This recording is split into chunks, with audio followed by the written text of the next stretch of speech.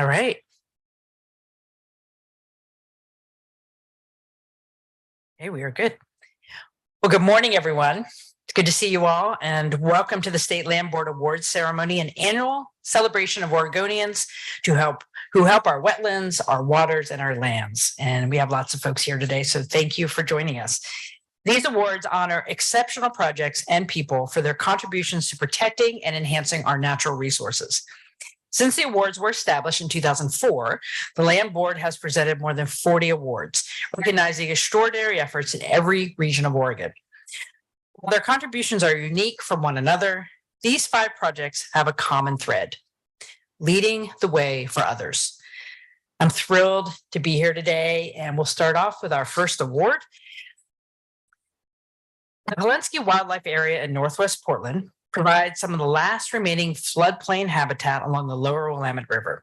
This habitat is incredibly important for the survival of native species like western painted turtles and northern red lake frogs, as well as 13 threatened or endangered native salmon species. Changes to the landscape over time have created pockets of floodplain habitat that weren't connected to the Great River system, meaning salmon just couldn't get there. Native plants and animals struggled, and invasive species were thriving. The Pawlenski-McCarthy Creek Restoration Project changed all that, reconnecting more than 280 acres of floodplain habitat to the Multnomah Channel for the first time in more than 150 years.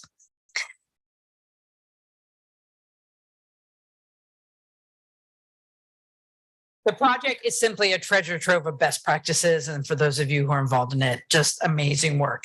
The Pawlenski-McCarthy Creek Restoration Project team is here today to accept the Wetland Award. Please join me in giving this team a big round of applause.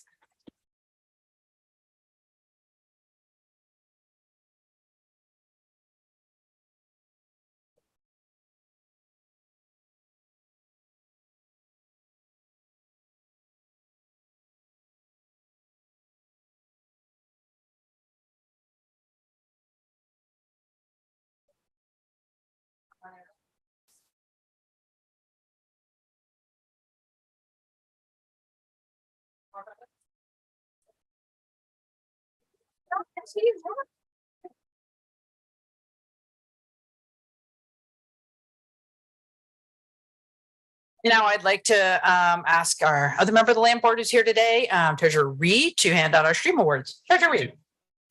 Figure out which order we go through. Yeah, right. Narrow spot. Thank you, Governor. Congratulations to the Pawlenski McCarthy Project team. It's my pleasure to present the 2023 Stream Awards to 2 deserving project teams for their truly transformational stream restoration efforts. The first project started with a pond and a problem.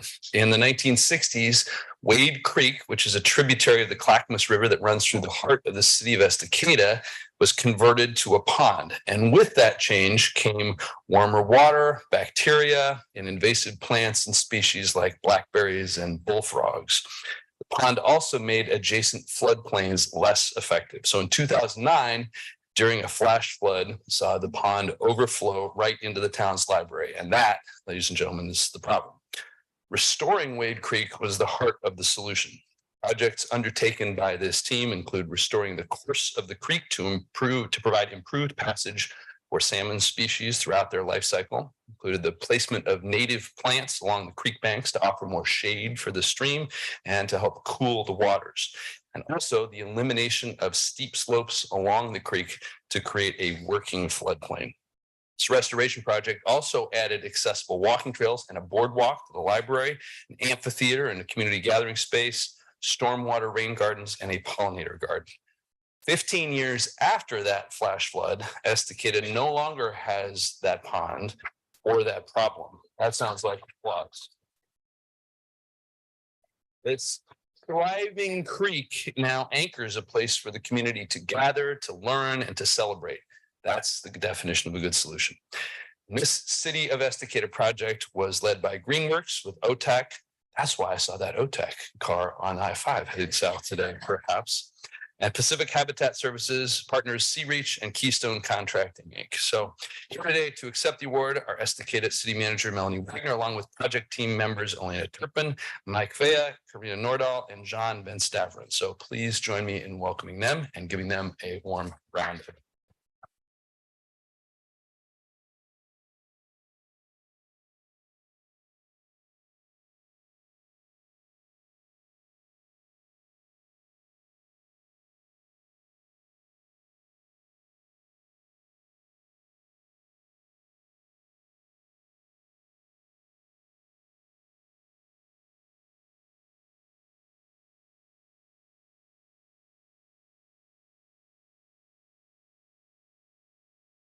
Now for our second Stream Award, restoring the mile-long stretch of Wallowa River that runs through their family ranch near Lostine was a longtime dream for Ian and Heidi Wilson. Ranch has been home to 5 generations of the Wilson and Hahn families, and the river is home to many fish species, including the endangered Chinook salmon, the summer steelhead, and the bull trout. Together with Trout Unlimited and Grand Ronde Model Watershed, the Wilsons worked to reconnect the Wallowas floodplain and restore important spawning and rearing habitat. With an overall focus on bringing back natural processes, this project aimed to create more habitat and increase habitat complexity and ecosystem function. The work included adding side channels, placing logs, building beaver dam analogs, and planting thousands of native trees. These efforts led to some amazing and remarkable results. Water surface area in the floodplain went from 3 acres to 25 acres, adding important habitat. Salmon and steelhead appreciated that 700% increase, with documented spawning and rearing activity increases. And within 2 months of the project's completion, for the first time in nearly 25 years, beavers got back to work as the natural stewards of the spring. A tremendous project team and a group of partners that contributed to this success. The collaboration and innovation have a wide reach. Landowners, restoration scientists, researchers across the state, across the country, and across the globe are already looking to this project as a model for natural process restoration. There are many reasons and many ways to be good stewards of land and water, and the Wilson Hahn Wallowa River Project truly shows us what's possible. So my pleasure to welcome and present the Stream Award to the Wilson family, Ian, Heidi, and Malachi, who are here, as well as Simone Levine Ortiz, who's here from in Oregon as an exchange student from Argentina, as well as Levi Old from Trout Unlimited and Steve Rodriguez from Wolf Water Resources. So please join me in welcoming.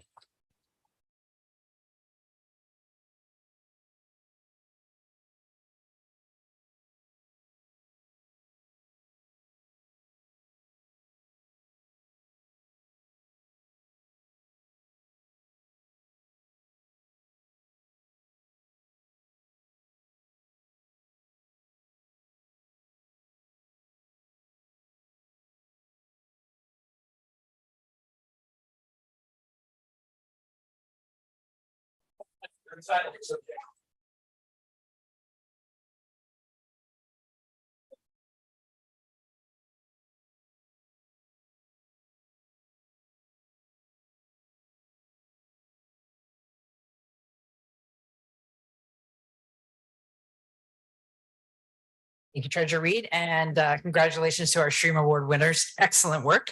I am now going to go on to the final 2 awards, which recognize extraordinary partners. All the projects we've honored today are rooted in collaboration.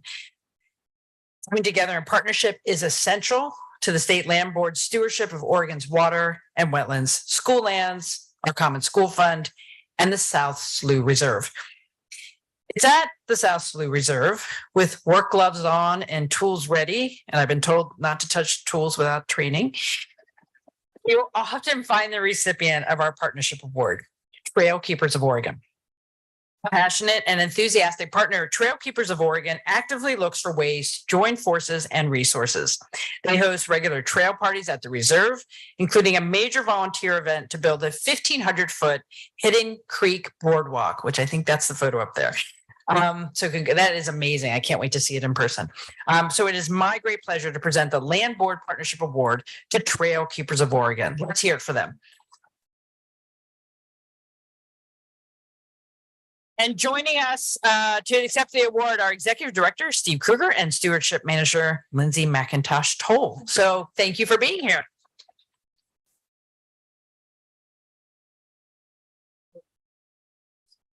They're thinking of a project.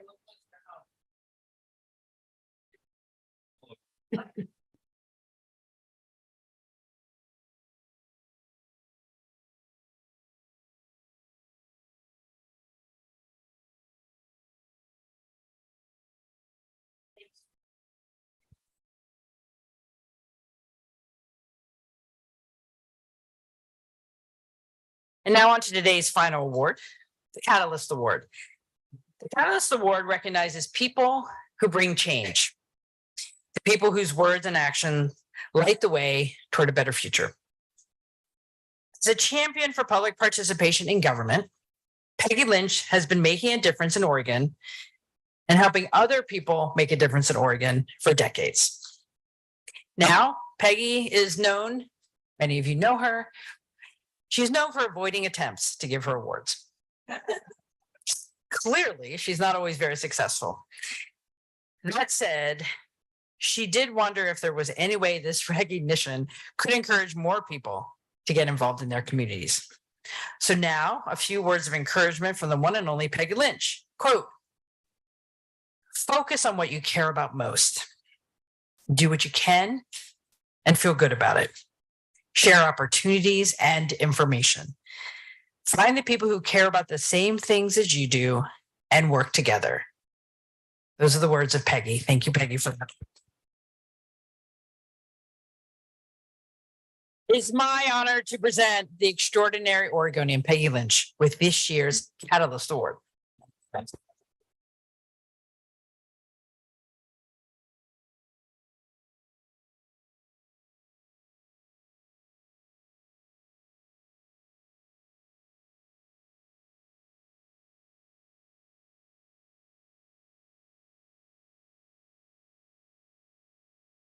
Well, that was the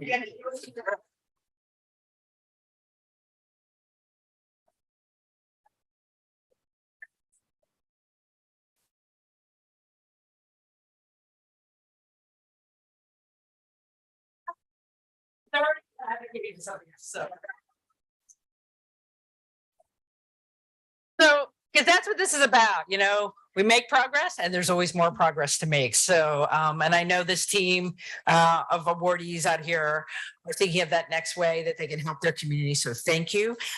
It's just an honor for the treasurer, myself, and the Secretary of State to make these awards this year. And I want to thank everyone for, you know, coming to celebrate with us. Just truly an Oregon morning. So appreciate everything you do. Congratulations.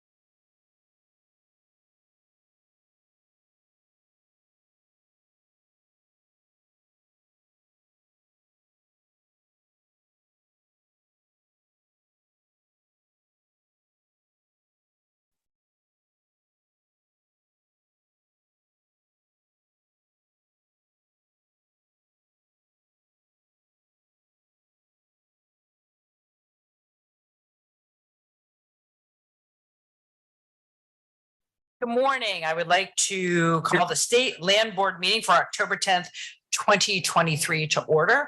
Welcome, everyone. Good to see everyone here and online. We just wrapped up some State Land Board awards, and it was a wonderful way to start our day. On our agenda today for the meeting is we'll start off with our consent items, which are number one, request for approval of the minutes from the August 8th, 2023 State Land Board meeting. Do I hear a motion? Madam Chair, move approval of the minutes as presented in the packet. Treasurer moves. Is there a second? Second. Thank you very much. And for those in attendance and online, Secretary of State Griffin Valade is joining us virtually. Good morning, Madam Secretary. Secretary seconded. Is there any discussion on the minutes? Any objections? Seeing none, minutes approved. Move on to item number 2, request for approval to adopt the Attorney General's model rules of procedures by reference. Is there any public testimony on this item? Walker? Madam Chair, Governor, no, we have no public that is signed up to testify on this very routine matter before the board. Would you like to give us any background? Sure, I can. The Attorney General prepares model rules of procedure to be used by state agencies. It's important because those model rules are the result of an intensive review by the Department of Justice, agency personnel, and members of the public. And these rules provide certainty when Administrative Procedures Act requirements are ambiguous or vague. So in turn, all the state agencies are required at some time to adopt the model procedures regulating rulemaking in contested case hearings. The model rules focus on points of common interest. Adoption offers guidance to department staff and full transparency with the public. The proposed rule language before you today amends our current model rules of procedures to specifically adopt the model rules of rulemaking, the model rules of procedures for contested cases. In doing so, the State Land Board and the department are adopting by reference those model rules of procedures which apply to the Department of State Lands. The department recommends that the Land Board adopt the proposed rule language for permanent adoption of OAR 141-001-0005, model rules for rulemaking, OAR 141-001-007, model rules of procedures for contested case hearings, and OAR 141-001-0020, model rule for mediation confidentiality. Thank you, Director Walker. Do we have a motion on that recommendation? Madam Chair, move approval of the recommendation and that the rules be adopted. Thank you, Mr. Treasurer. Do I have a second? You have a second. Thank you, Madam Secretary. We have a motion and a second to adopt the recommendation. Any discussion? Seeing none, any objections? Seeing none? Motion approved. Thank you. We will now move on to our action items. Action item number 3 is request for approval to adopt rules regarding periodic closures of state-owned property based on water levels determined by the Department of State Lands located within and around Crump Lake in Lake County. Director Walker. Thank you, Governor. We have been working on this for some time, as you know, and I'm pleased to bring back the model rules the rulemaking. Excuse me, what my staff was able to secure by going through the process. So we are asking for adopting the rules regarding periodic closure, restricting the public use within and around Crump Lake, as you indicated, based on water levels determined by the department. Restricting access during times when the dry lake bed is exposed will support protection of natural and cultural resources, and the authorities are set out below. I'd like to give you just a tiny bit of background. On February 7 of this year, the State Land Board approved initiation of rulemaking to determine how public use restrictions on state-owned lands in and around Crump Lake could protect those resources. Since 2014, the department has received numerous complaints and reports from the community and state police about vandalism, damage, and looting of cultural artifacts. Crump Lake is part of the Warner Valley Closed Basin System and connected to a series of shallow lake beds that flow south to north. And the secretary asked me, how does Crump Lake get its name? And I said, that's perfect that you asked, because I like to provide a history lesson to the land board every meeting. And so today is your history lesson, because I've not given this one before. Crump Lake is named for the pioneer rancher, Thomas Crump. He lived from 1854 to 1939. He ranched and moved in that area in the 1890s. 7,680 acres in the Warner Valley is the size of this lake. It's the largest lake of all of the Warner Lake system. There's 12 lakes. Didn't know all of that. Crump Lake is in the south and Heart Lake is in the north, and the average footage of the lake is 3 to 6 feet. So it's a fairly shallow lake. There's a lot of history connected to this lake. Native Americans spent thousands of years in this area long before the white man came, which is why we need to protect those cultural resources. There is also a historic stone bridge. This stands today. It's on the National Register of Historic Places. I did not know that. It was built in 1867 by General George Crook. I won't comment on his last name, but it stands today. And he built it across the marsh to enable the building of a fort to keep the Indians at bay, as so noted in history. This is really a 1/4 mile long causeway built from basalt boulders and rocks from the slopes of Heart Mountain. So why is this important? Because the stone bridge is used as one of the markers in this decision about where the water level will be. So during the dry years, people are able to travel by foot and vehicle across the exposed lake bed. However, we determined there is so much looting and destruction that it's necessary to close the lake. So we developed a public involvement, a rulemaking advisory committee, otherwise known as a RAC. And we got input from local and state agencies, tribal governments, and affected stakeholders during this rulemaking process. We had 2 meetings of the RAC in Lakeview. One in person and one virtual, but my staff was in Lakeview both times, April and May, and it's absolutely beautiful area. They reviewed and provided input on the proposed rule, development of the notice of proposed rulemaking, and evaluation of fiscal impact and racial equity statements. We had a 9-member RAC. You can see that in your notebook in terms of who served on the RAC. They detailed the boundaries of the closure, established exceptions for hunters, and identified appropriate water levels that would trigger those periodic closures. After the RAC reviewed and approved the impact statements and rule language, a notice of proposed rulemaking was filed with our own Secretary of State's office on June 26th. That opened the public review and comment period for another month, with a hybrid public hearing held online and in person at the Lake County Courthouse. The department issued a news release to Oregon media, public notice to interested parties, and reached out to all the legislative representatives for the area. In total, the department received only 1 written comment, which can be found in Appendix C. The comment received opposed the closure and questioned the validity of cultural resources concerns of the area, but no oral comments were made during the public rule hearing. I think we did a fine job with this very touchy subject. And as you read through the rulemaking, you'll see how we will determine when it is time.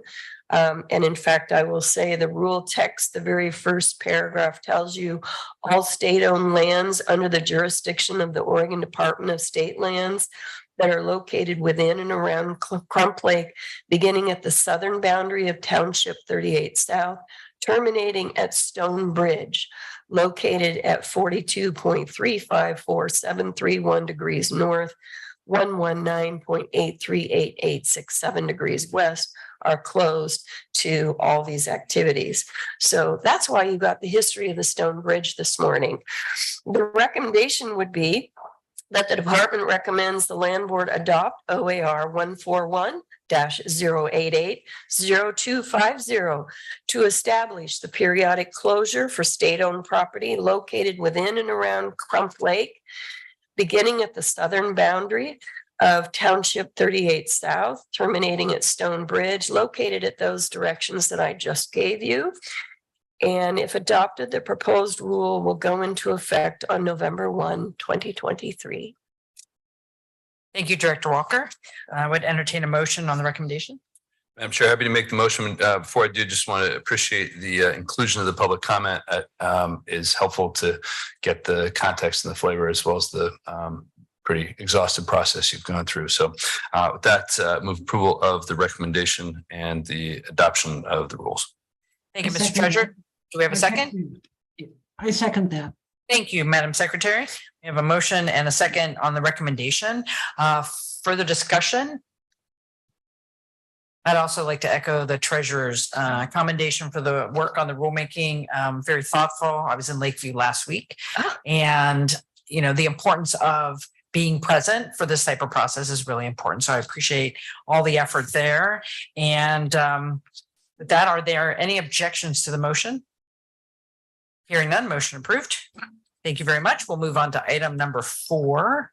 Thank you, Governor. And I appreciated your comment because while the state capital is in Salem and a lot of our businesses here, the rest of the state is important too. So it's important that agencies get out and visit our state and the people that live here. So Absolutely, Director Walker.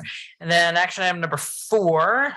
Excellent. Request for approval to enter into a settlement agreement to exchange quitclaim deeds and perpetual access easements on West Hayden Island in Multnomah County between the Department of State Lands and the Port of Portland. And we might have public testimony for this. So do you want to introduce the item and then take public testimony? Is that? Yes, I would like to do it that way. Okay, Thank great. you.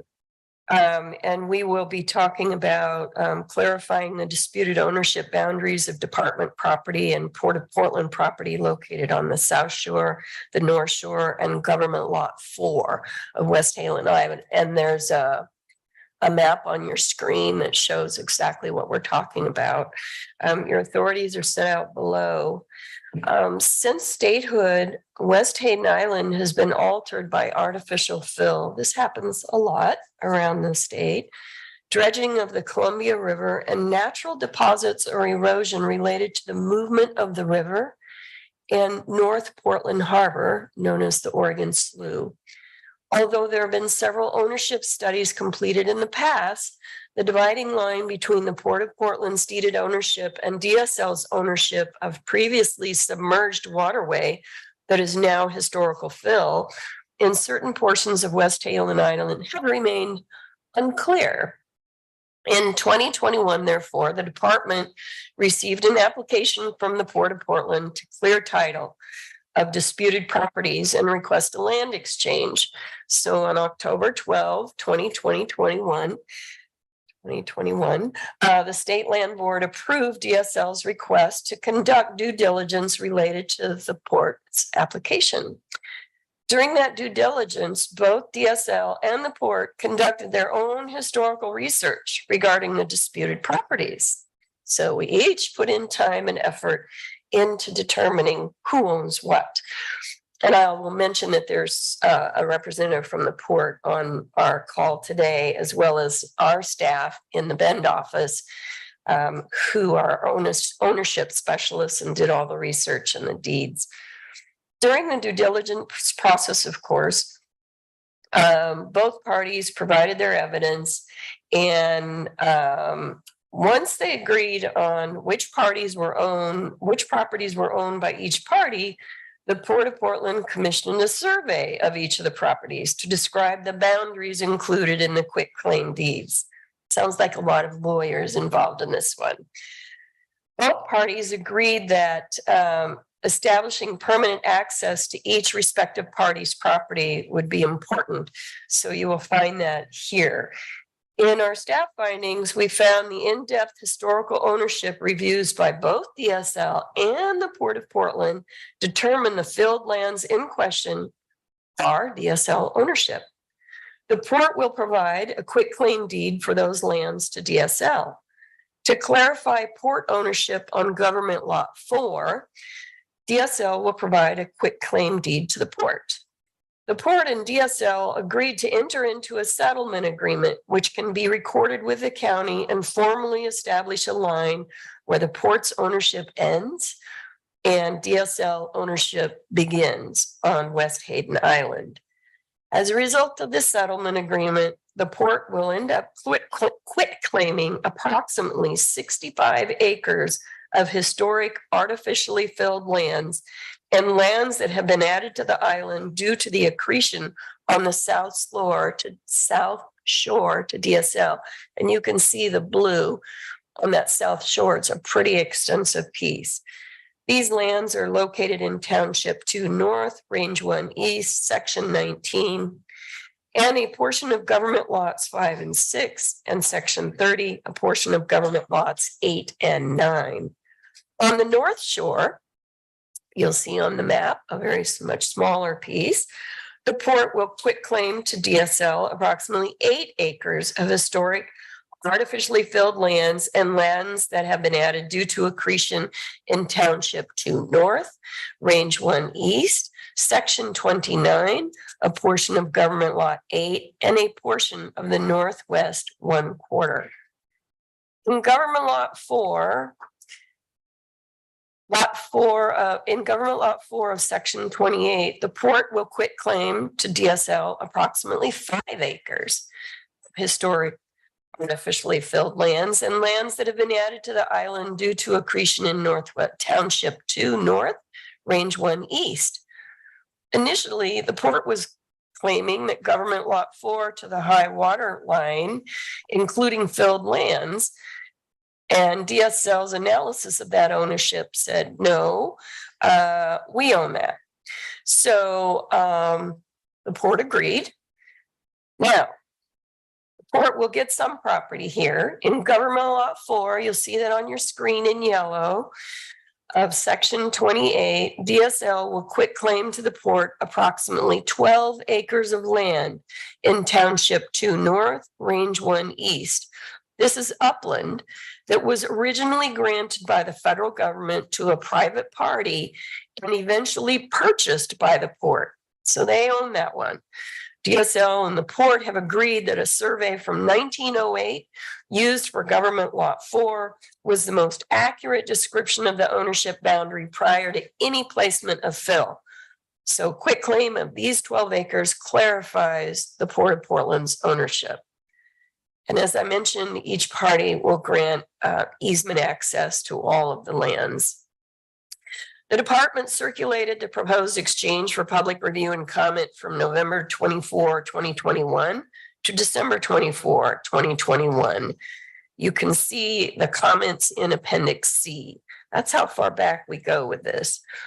As the form of land transaction shifted from a proposed exchange to a settlement agreement, the department needed to go back out for a second public review in all transparency. So we did that April 10 of this year to May 10 of this year. And notice was sent to the same parties. As I mentioned, I have Sean Zumwalt and Aaron Sarah from our Bend office on the call today to answer any questions that you might have about ownership before we open it up to comments from the public. So I'll ask at this time if you have any comments, and they can help explain the maps. Thank you, Director Walker. Mr. Treasurer, Madam Secretary, any questions? Madam Chair, thank you. I guess I'm curious if you could put these, it seems obvious that clarification of ownership is a desirable thing, but I wonder if you could put this West Hayden Island into a little bit broader context. I was looking at the map and these disparate blue parts that will be DSL, the rest being the port. How do you see those going forward in the longer run? Well, our goal is to protect public assets for recreation, fishing, and public trust values. So that's what we're intending to do for our part. I don't know what the port is planning on doing. I guess I'm just asking, that's a finance, Madam Chair, but just ask you, sort of thinking about that. Obviously, we make different decisions about different pieces of land. Some we sell, some we don't, all of those sorts of things. So just sort of asking about how it fits into the larger vision, but that's fine. Thank you. Yeah, Mr. Treasurer, at this point, the department is going through our asset management plan, which we'll talk about at our next land board meeting. And we'll probably have a discussion about that as part of our ownership. But today I couldn't tell you what our plan is. Be interesting to hear about that, the next one then. Thank you. Thank you, Mr. Treasurer. Madam Secretary, any questions? No, I agree with Mr. Treasurer about having a clear understanding of what we're doing. And so I appreciate those comments, but I second the motion. Thank you, Madam Secretary. And I would also say, as I think many of you know, this was the district I represent in the state legislature, very familiar with West Hayden Island. Right. The entire Hayden Island, having been at, have toured this, walked on it. It's good to have the clarification. I would hope that state through DSO having property here will be heavily engaged in the future discussion of this portion of the Hayden Island. A lot of potential here, not only for open space, but other priorities that, as my understanding, the port has walked away, unless the port wants to opine, away from a new terminal in West Hayden Island, which I think is appropriate. What is the future here? So right now, our future is preserving public trust values, but you're right. So I'm glad that this used to be your area. So you will be most interested in what we will be doing going forward. I do have a recommendation. If you'd like me to wait until our folks that came to testify. we should do let's do public testimony now. Yeah. So I have two individuals who have signed up for public testimony. Yeah. Yes, and the port is on the screen. And if the Portland would also like to make comment, we could take that after the public testimony as well. Yes. So I have on the list Bob Salinger. Is Bob here or online? Here he comes. There he is, Mr. Salinger. Come join me at the table, Bob. And you'll push your mic to get green. And Mr. Salinger, just, identify yourself for the record and please join us. Thank you. Right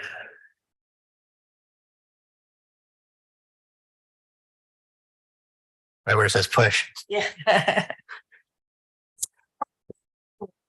Good morning. My name is Bob Salinger, and I'm representing Willamette Riverkeeper this morning. Thanks for the opportunity to testify. Missed the presentation. Unfortunately, I was dropping my child off at school and then got caught in traffic. So I'm here today to testify basically in support of this claim process. We're excited that the state and the port are working out their conflicts over this issue. And we're particularly excited about the future for West Hayden Island. I started working on it in the 1990s. My predecessor, Mike Hauk, started working on it in the 1980s, trying to bring it into public ownership.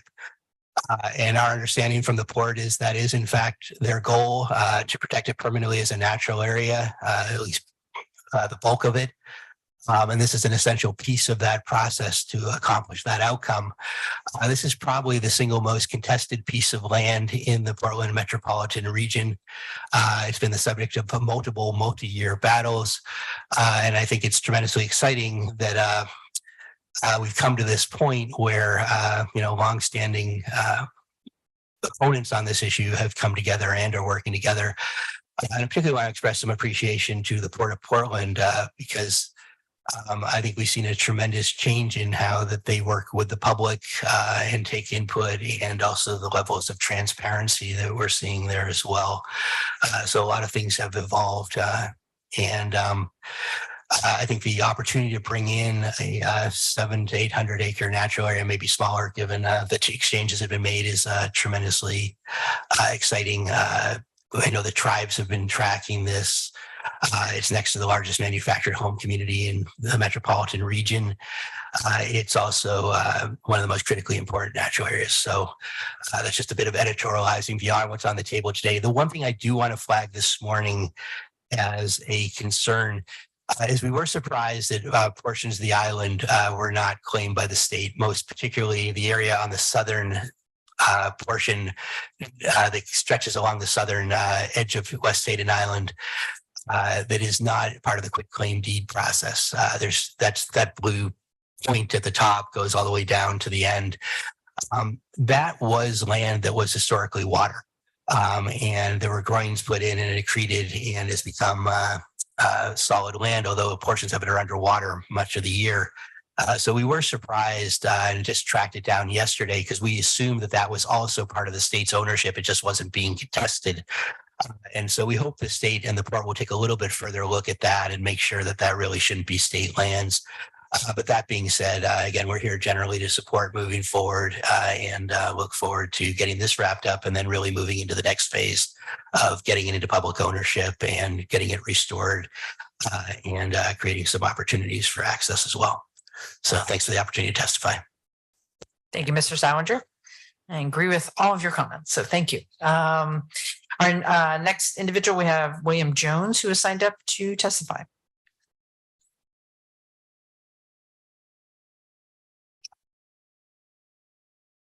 I'm probably the only person in this room that remembers when Swan Island was an island.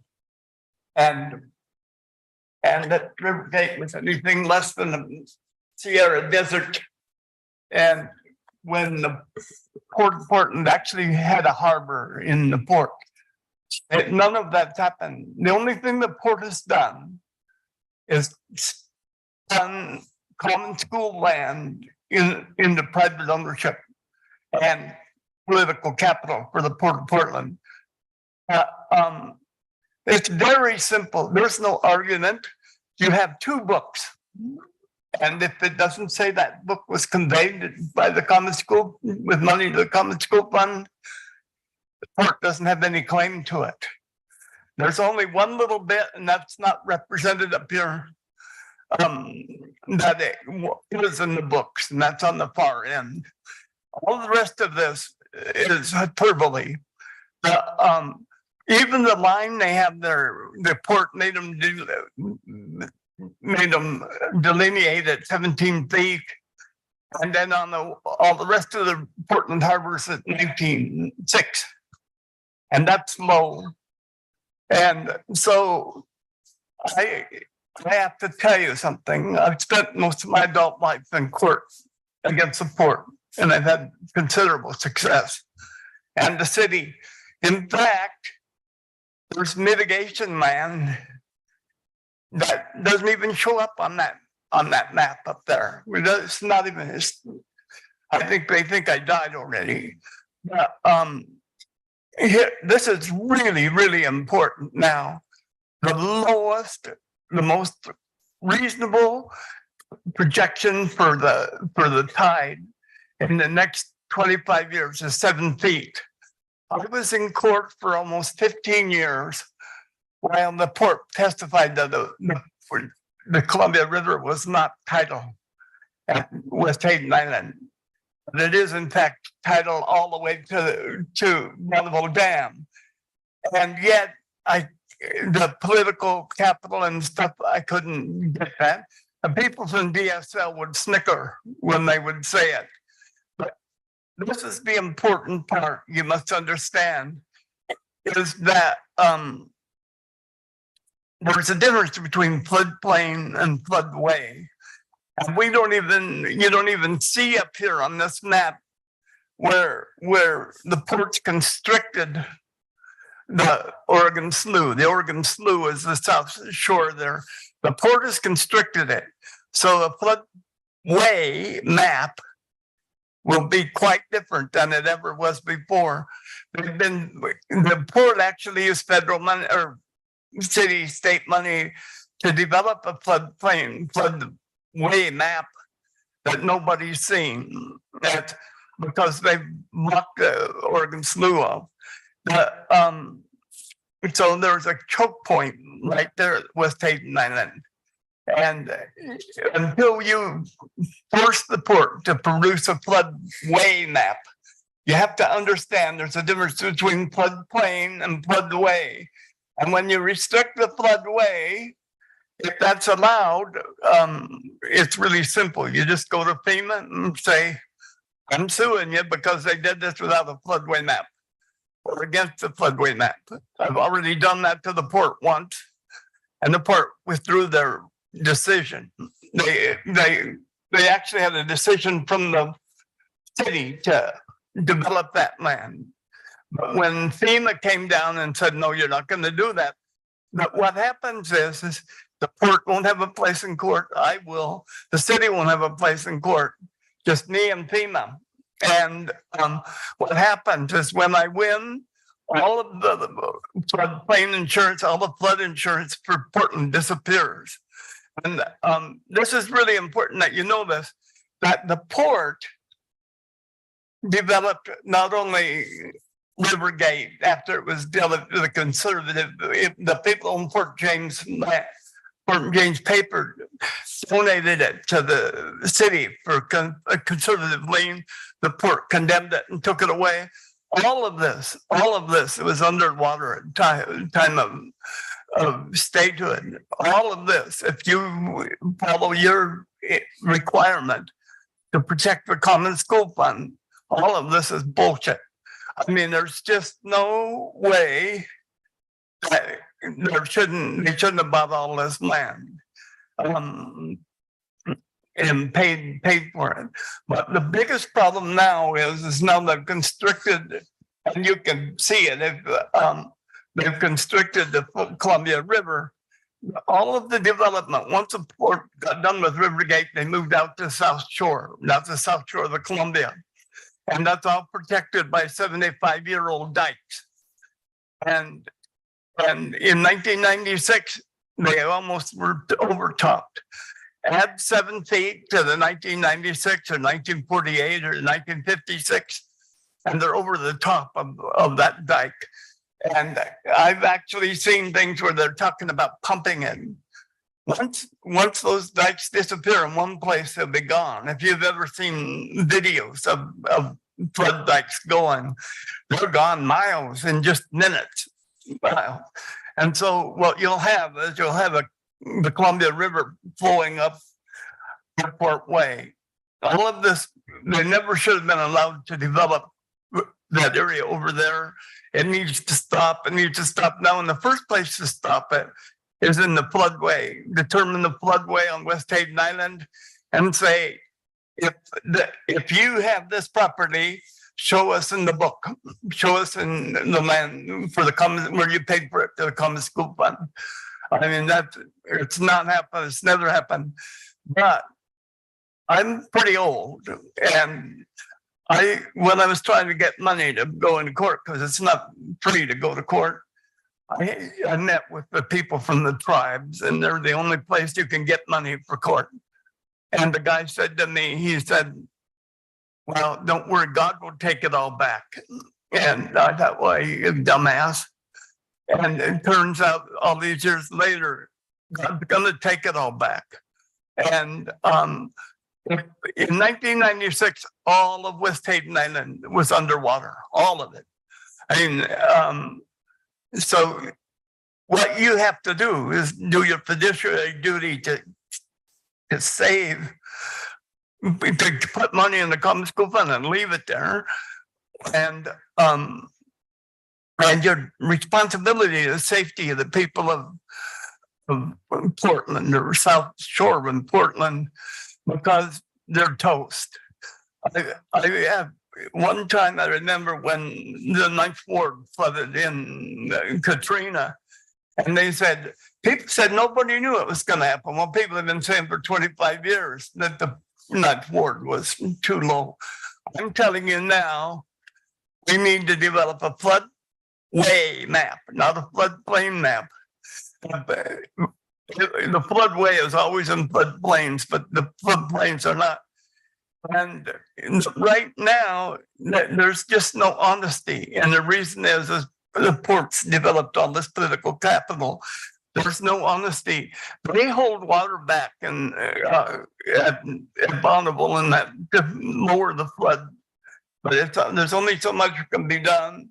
And I mean, if you have to happen, and people snicker when Florida doesn't care. They say we're not going to be underwater. Well, they are going to be underwater. Well, the Port of Portland is no higher than they are in Florida. So Portland has to start to think about what are we going to do? And one of the things you could do is stop building on the south shore of the Columbia, stop conveying land without having it on the books as being paid for by the Common School Fund. The port has been marginally successful as a port.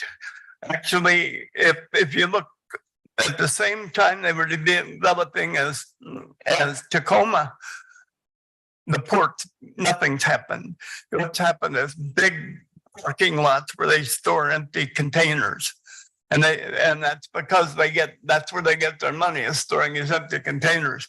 The port has not brought anything that wouldn't have come there, even if they paid for the land to the Common School Fund. I know the power that the port has.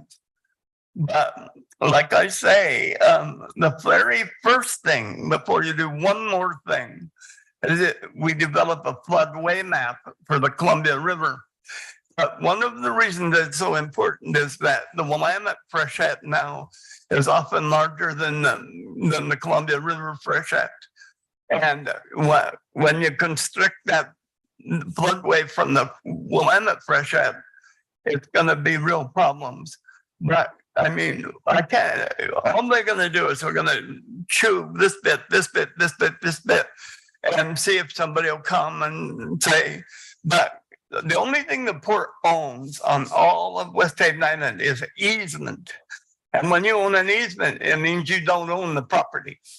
If you have to own the property, you don't need an easement. So I'm just asking you to do your duty to the people of Oregon. Thank you. Thank you, Mr. Jones. Appreciate you being here today. What? I appreciate you being here. Thank you. So I have a question with regard to the testimony we just had, and this might be a legal question. We move forward with the quick claim adjustments that are being proposed. What is our future option for other? Are we saying that we don't own any? We have no options on the rest of the land if we go forward with this today? That is a legal question. So, Mr. DeVore, our esteemed DOJ. Yeah, what precedent does this set for future conversations, I guess, to be more specific? My understanding of the settlement agreement is that it is between the port and the state, so it wouldn't have any impact on other landowners or agreements with the other landowners. Turn your microphone on, please. Oh, it is? Oh, sorry, it's my cold. I can't hear. To get closer to it. But as far as the agreements between the port and the state, it wouldn't impact other land parcels. Are you concerned primarily about the parcels that are subject to these quitclaim deeds or other lands on West Haven Island? Sorry, thank you. Let me clarify. So if we think about our role as it relates to the river and the land that was potentially underwater, and at some future date, we want to have a conversation about that land. Are we saying this is the only part that is ours? And so therefore we're precluding a future conversation through all of this, given the research? I'm just trying to understand, is it specific just to these pieces of property, or have you said we have no claim as a state to any other part of West Haven Island? My understanding is that Governor, this only applies to those parcels, that there is not an agreement to submerge land adjacent to the parcels or any of the other uplands that are adjacent to these parcels. It's an agreement that the port is agreeing it has no interest in the parcels that are blue, and that the state's claim would go forward without any cloud. I'm not sure if I'm getting to your question or not there.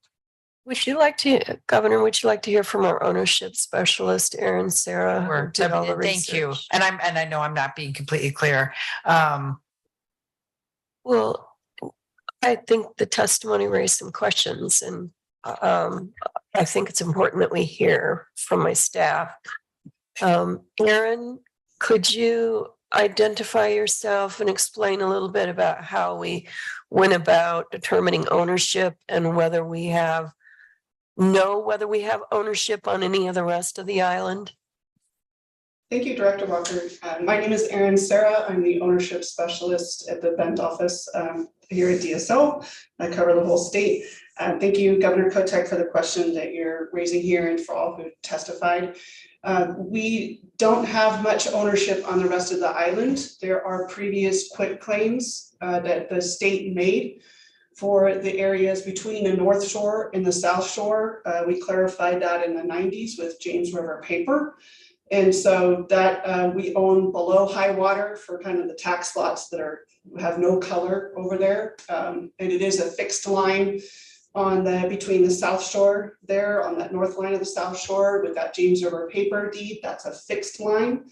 And then up and around the northwest tip of the island and all that's an ambulatory line. So it moves as the water changes over time.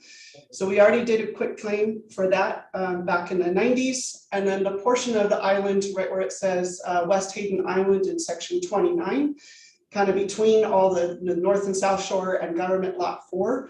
In the 1980s and 1985, we did a really big quitclaim exchange with PGE for that land, and they actually paid us $550,000. So they paid for some of that fill that had happened. And that quitclaim exchange clarified the ownership along those areas, both on the Columbia River side and the Oregon Slough side is high water. So the state owns high water and below on that portion. I don't know if that's helpful to you, but we did a really in-depth research and we were fighting for the land that we feel that the state has a right to. I wanted to also, I think there's one other comment I wanted to address from Mr. Jones is that all of this was underwater at statehood. The government did send out surveyors. The General Land Office surveyed out here and they made government lots out here and other lots. And that means that they felt that it was above high water and that land was patented out from the federal government to other parties. And so there would be no state claim to those lands.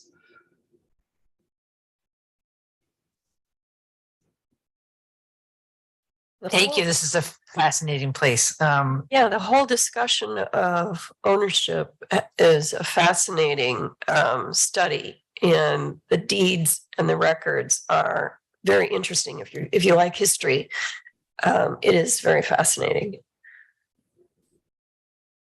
So I was wondering if we could hear from the port about the concept of a floodway map. If you could identify yourself when you speak from the port, please, for the record. And yes, good morning. David Ashton, Assistant General Counsel for the Port of Portland, and happy to present for the port on any questions you may have. So we completely agree with how DSL has described what we're trying to do here, right? In the areas of blue, we're recognizing that, based upon historical information and land grants and prior transactions and prior filling, DSL owns the uplands in those particular areas. And what we're doing here is simply clarifying the last remaining boundaries on the island where there's any doubt as to where the boundary is between DSL and Port ownership. We're happy to work with DSL in the future in relation to the management of the property out there on West Hayden Island. We, as a legal matter, I don't understand the comment about the floodplain. As was pointed out, this land was historically surveyed, and the federal government created patented lots out of the land, and they were subsequently transferred. So we think that clarifying the property boundaries in these last few remaining areas will help everyone with regard to setting the future of the island and the various ownerships. Thank you. Thank you. That's helpful. So this is the governor, a follow-up. So what is the next step as it relates to the West Hayden Island from the port's perspective, and how will you involve the state in those conversations? We are we're looking at the potential to dedicate this area as a natural area to transfer the ownership of the island, and those discussions have not been initiated. Once they're initiated, of course, we would be talking with DSL and other interested stakeholders. As Mr. Salinger pointed out, we've also been working with interested members of the community, interested organizations within the community, with regard to what the future of the port's ownership in this particular area looks like. And of course, as you pointed out, in the past, the port had looked at developing this as a marine terminal and had decided not to go forward with it.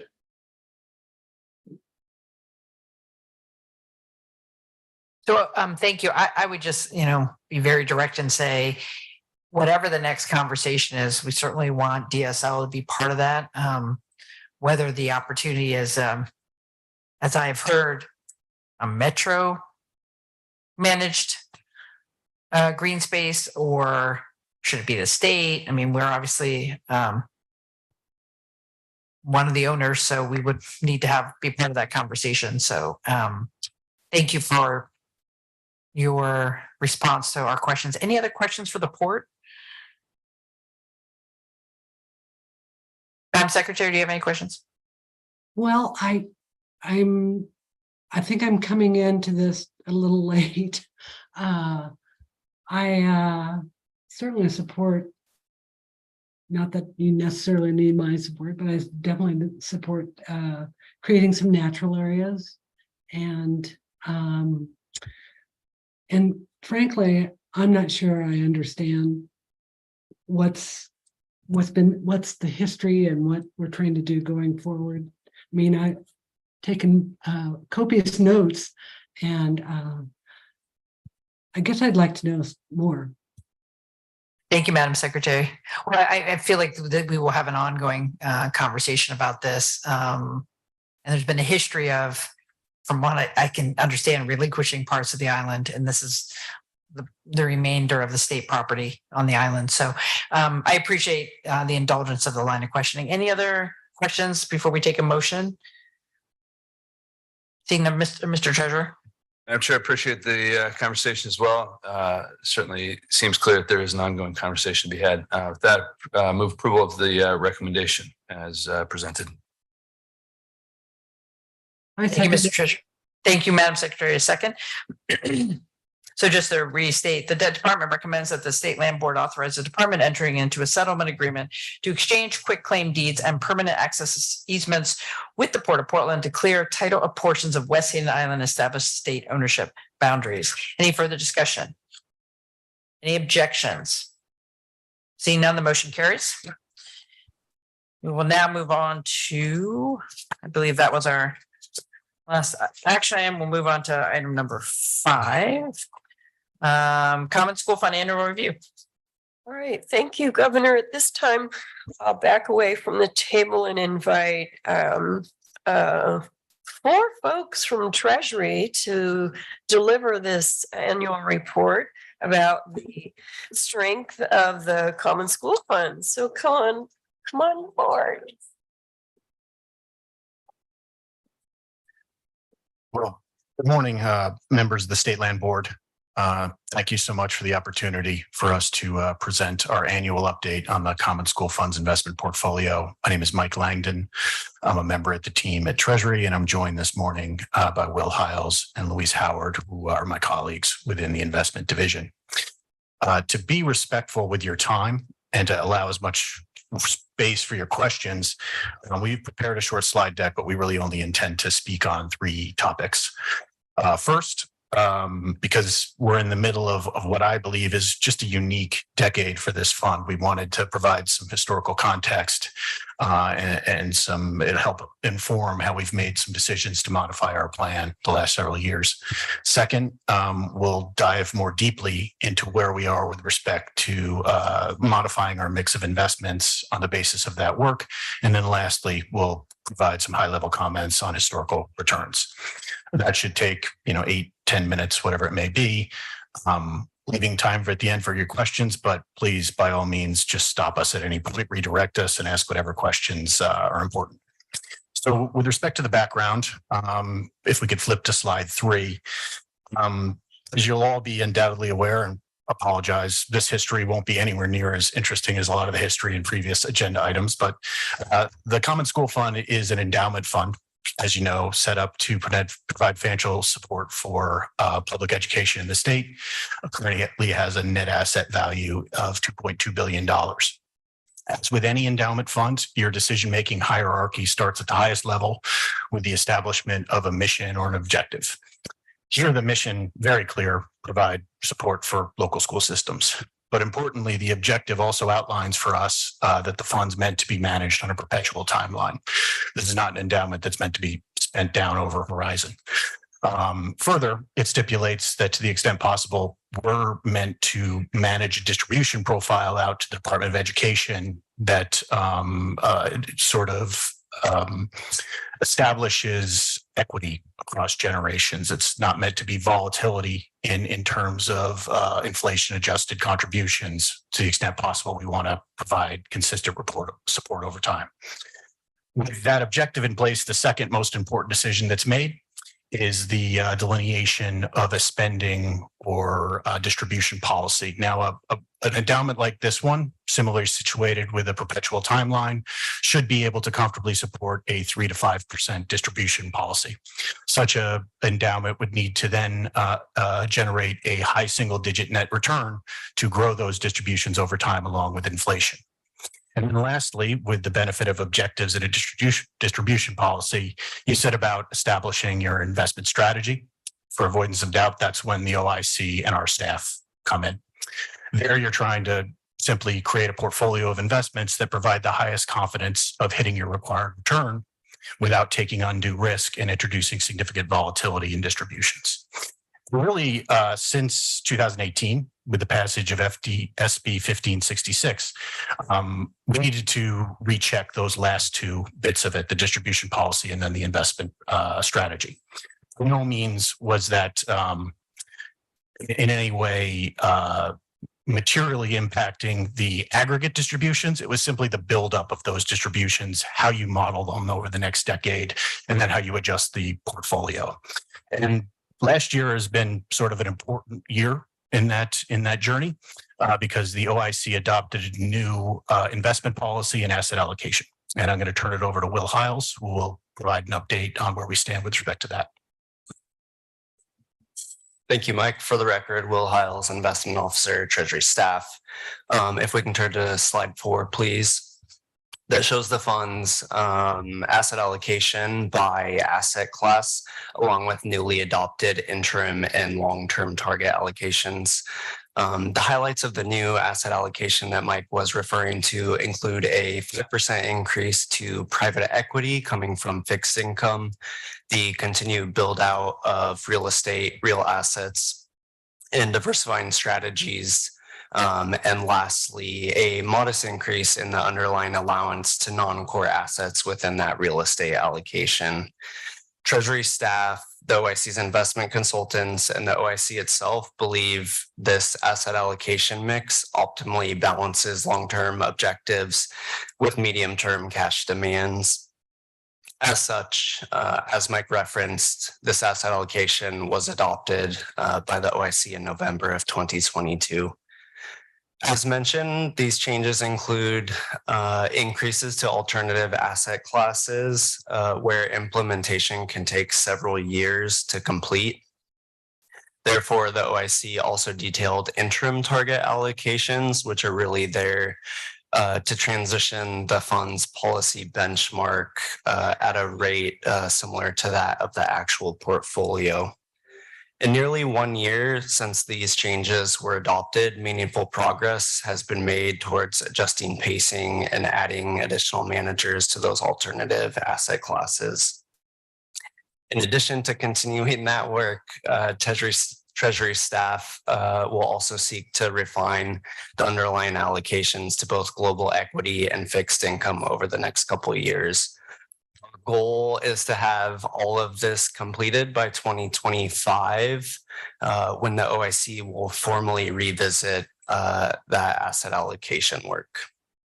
In line with that, our aim is to also adhere to a standard 3-year cadence with respect to that most important asset total portfolio decision being asset allocation.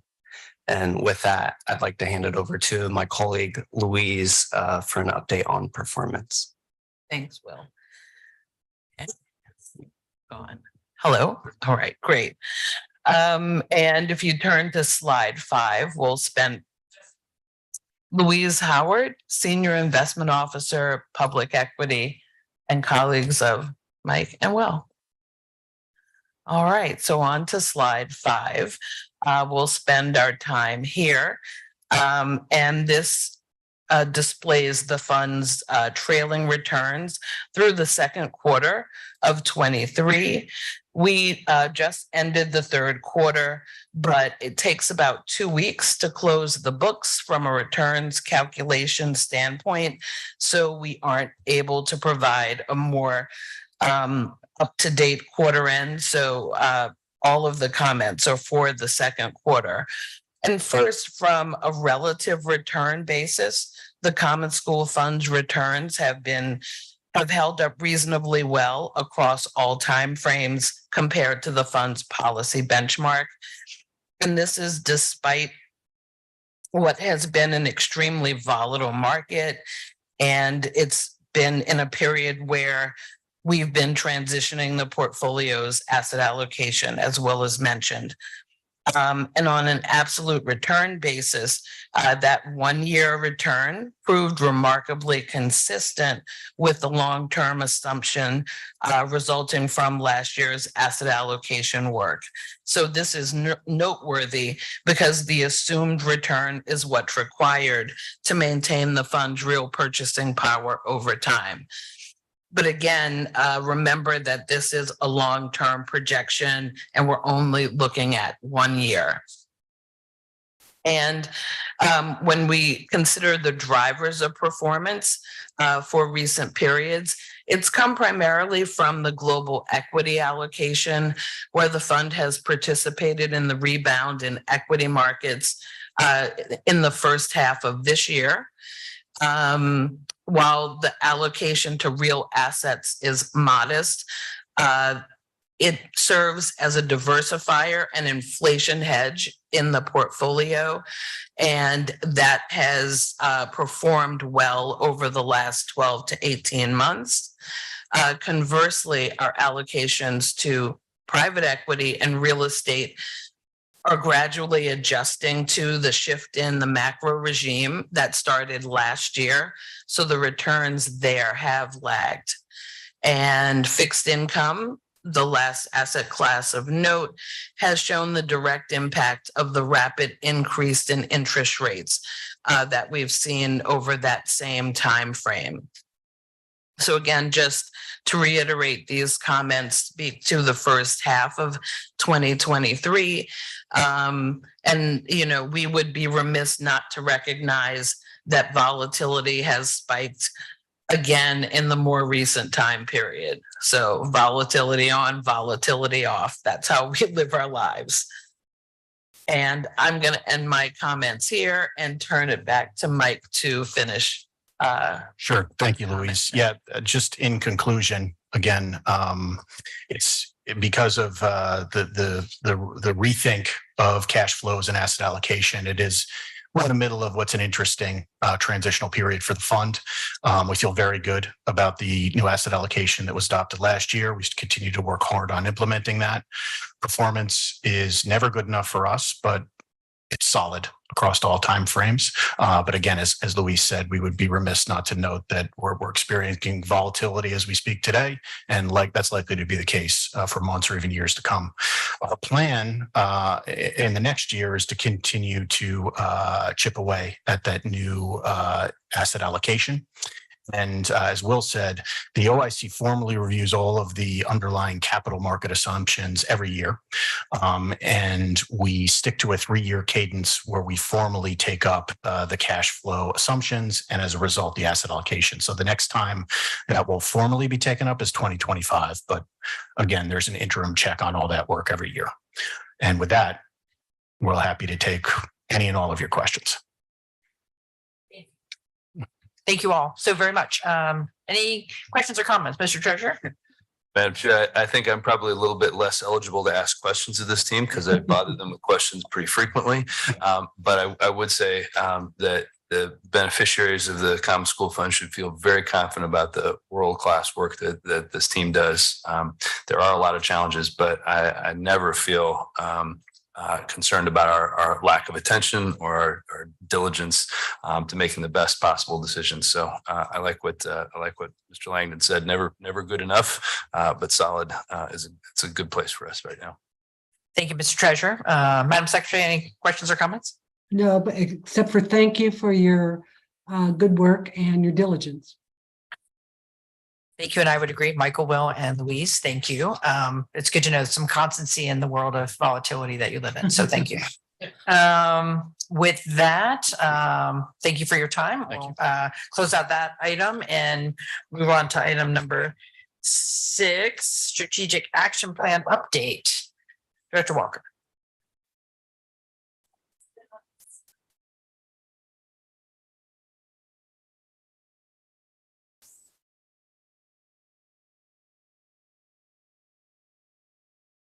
Thank you, Governor. We have quarterly meetings with Treasury over our Common School Fund returns, and I had not met Louise in person. It's all been virtual. So, okay, let's, excuse me, get ourselves reoriented, Vicki. My head is so full of cold right now. It's been 10 long days of having a cold. Thank goodness it's not COVID, but I'm not sure which one I'd rather have right now. So we have next up, Governor, item 6 on the informational items. I'll ask Allie Ryan Hansen to join me at the table. She's our communications director and is the lead on our strategic plan. It is a group effort here at DSL, but Allie takes the bulk of the work and makes sure that we stay on track. And we'll give you a very brief report since you're running behind. I sure will. Thank you, All right. Director Walker. Governor Kotek, Treasurer Reed, good morning. For the record, my name is Allie Ryan Hansen. I'm DSL's communications director. My pronouns are she, her. I'm joining you this morning to provide an update on DSL's 2023-2024 action plan for our strategic plan. I just realized. Clicker. There we go. The strategic plan has 4 agency-wide goals, each with specific outcomes, which are simple statements of results. They are exceptional service. Outcomes include improved service, increased access to information. Current projects include our DEI plan, as well as a redesign of our website. Another goal is Thriving Oregon. Our outcomes there are things like enhanced lands and waters, projects like improving rangeland health, improving forest land health, and reducing wildfire risk contribute to that. The next goal is supporting schools. That's got one outcome, and it's just increased net revenue for the Common School Fund. Those projects include acquiring the lands that we are still owed by the federal government from statehood. And finally, a great workplace is the last goal. Those outcomes are things like encouraging growth and engagement, supporting work-life balance. Current projects are including formal development of an internship, fellowship, mentorship program. So the action plan identifies the specific strategic projects that we're currently working on this fiscal year, next fiscal year. There's 5 focus projects. Those are major initiatives that significantly contribute to one or more goals. We also have projects that advance outcomes. They help us make progress to one of those specific outcomes that each goal has. We have 38 projects total that we're working on right now. 13% were complete in the first year. 79% were in progress in year 1, and 83% are on track to be complete by fiscal year 2025. The first focus project is the Elliott State Research Forest. I'm going to leap right over this project because Vicki will talk more about that in our next agenda item. The next focus project is development of our school lands management plan. We have made significant progress toward development of our new asset management plan for Oregon school lands. It's a 10-year plan that is the key policy document for both our day-to-day management of school lands, as well as decision-making on strategic initiatives. The first phase of the project was assessing the achievements of the previous plan, framing progress for the next plan. We have completed that task, reporting to y'all and, well, some of you, the current land board in 2022 got a report on that. Completed that in 2022. Since then, that first phase went into phase 2, centered on engaging with partners and stakeholders, as well as looking at industry best practices. Our real property program team looked at 11 states that manage similar assets and reviewed 22 plans and supporting documents on land performance and management. Simultaneously, we were reaching out to partners, including current lessees and other stakeholders, to hear firsthand what's working, what's not. That was also a great opportunity to have conversations about new ideas, like projects that contribute to wildfire resilience, renewable energy, those kinds of things. We held 15 one-on-one listening sessions, reached out to current lessees to invite early input, presented at the March 2023 Cultural Resource Cluster meeting, as well as holding an online public information session. Overall, we are hearing that people want to be informed, stay involved, and would really like to see the draft of the plan, which we have it. So right now, we are reviewing the draft plan internally, working on that. We'll then invite a public comment, community comment, stakeholder comment in early winter. After we hear that input, we'll bring the plan back, work on it a little bit more, and then hope to have it before you for consideration in the spring. I think we're currently on track for April.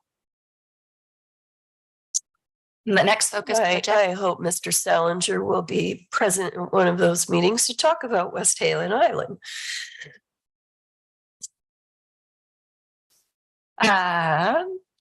The next focus project is the Wetlands and Waterways Program costs. This is 8 distinct initiatives that are all aimed at ensuring our removal fill and waterway use programs protect wetlands and waterways without subsidy by the Common School Fund.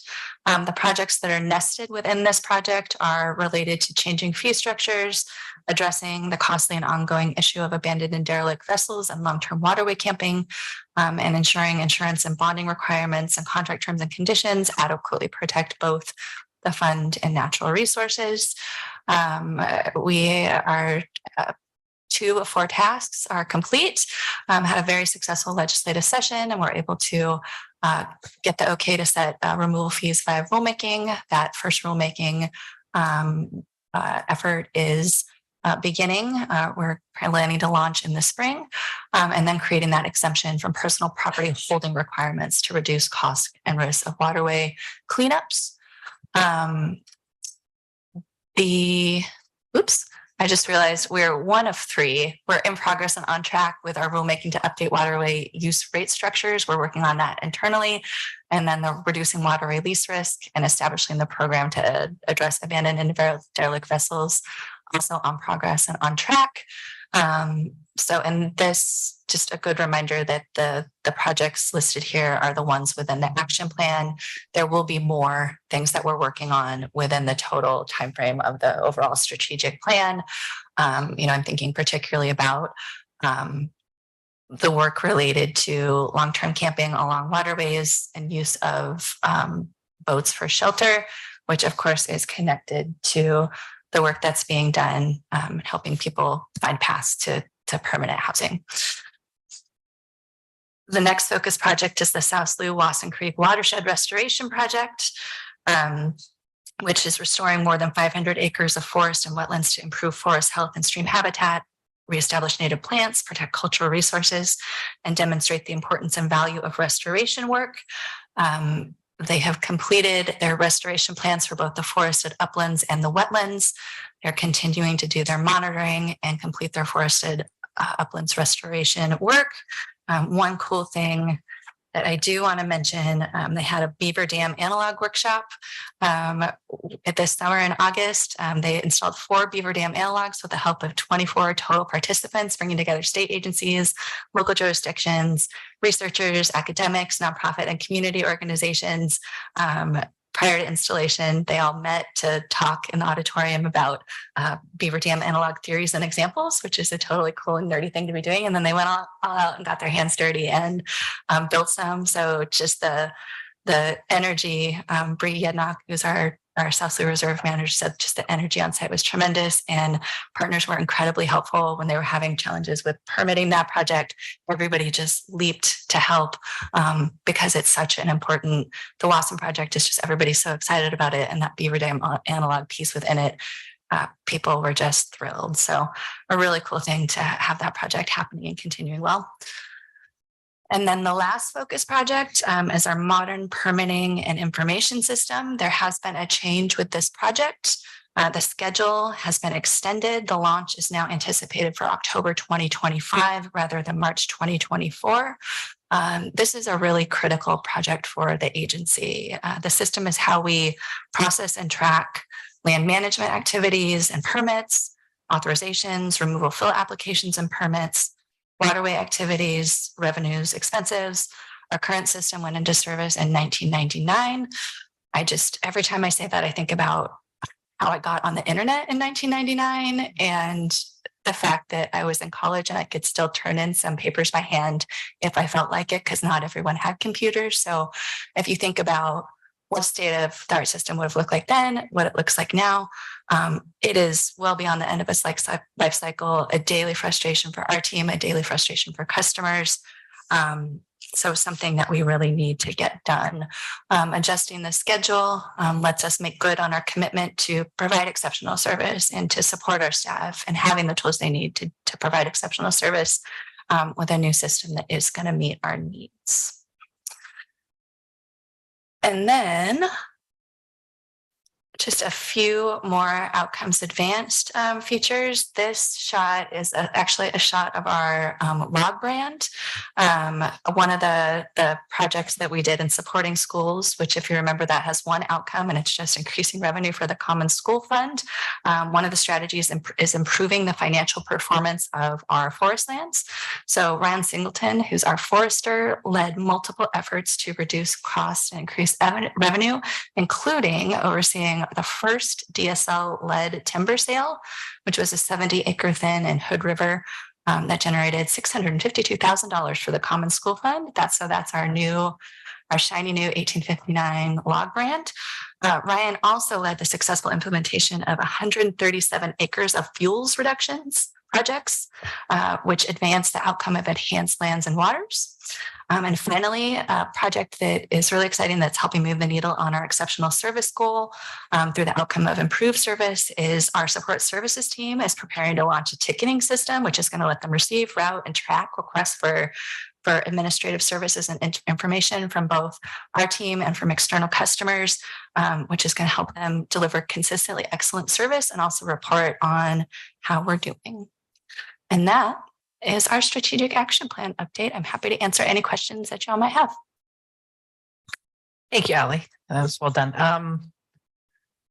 I think we have a fine strategic plan, Governor and members of the board, if I can say so myself. It's very awesome. I will say that it is concrete, it is clear, the actionable items. It's what we need to see in a strategic plan, so I really appreciate that. I have one question, but I'll defer to the treasurer or the secretary. Any questions, comments before I make mine? Go ahead, please. Nope. Okay. So on the land, the asset management plan.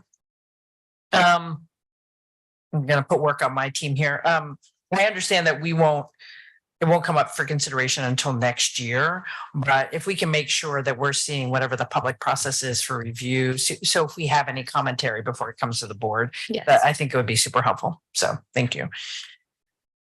And appreciated the update on the permitting and information system. Absolutely support it.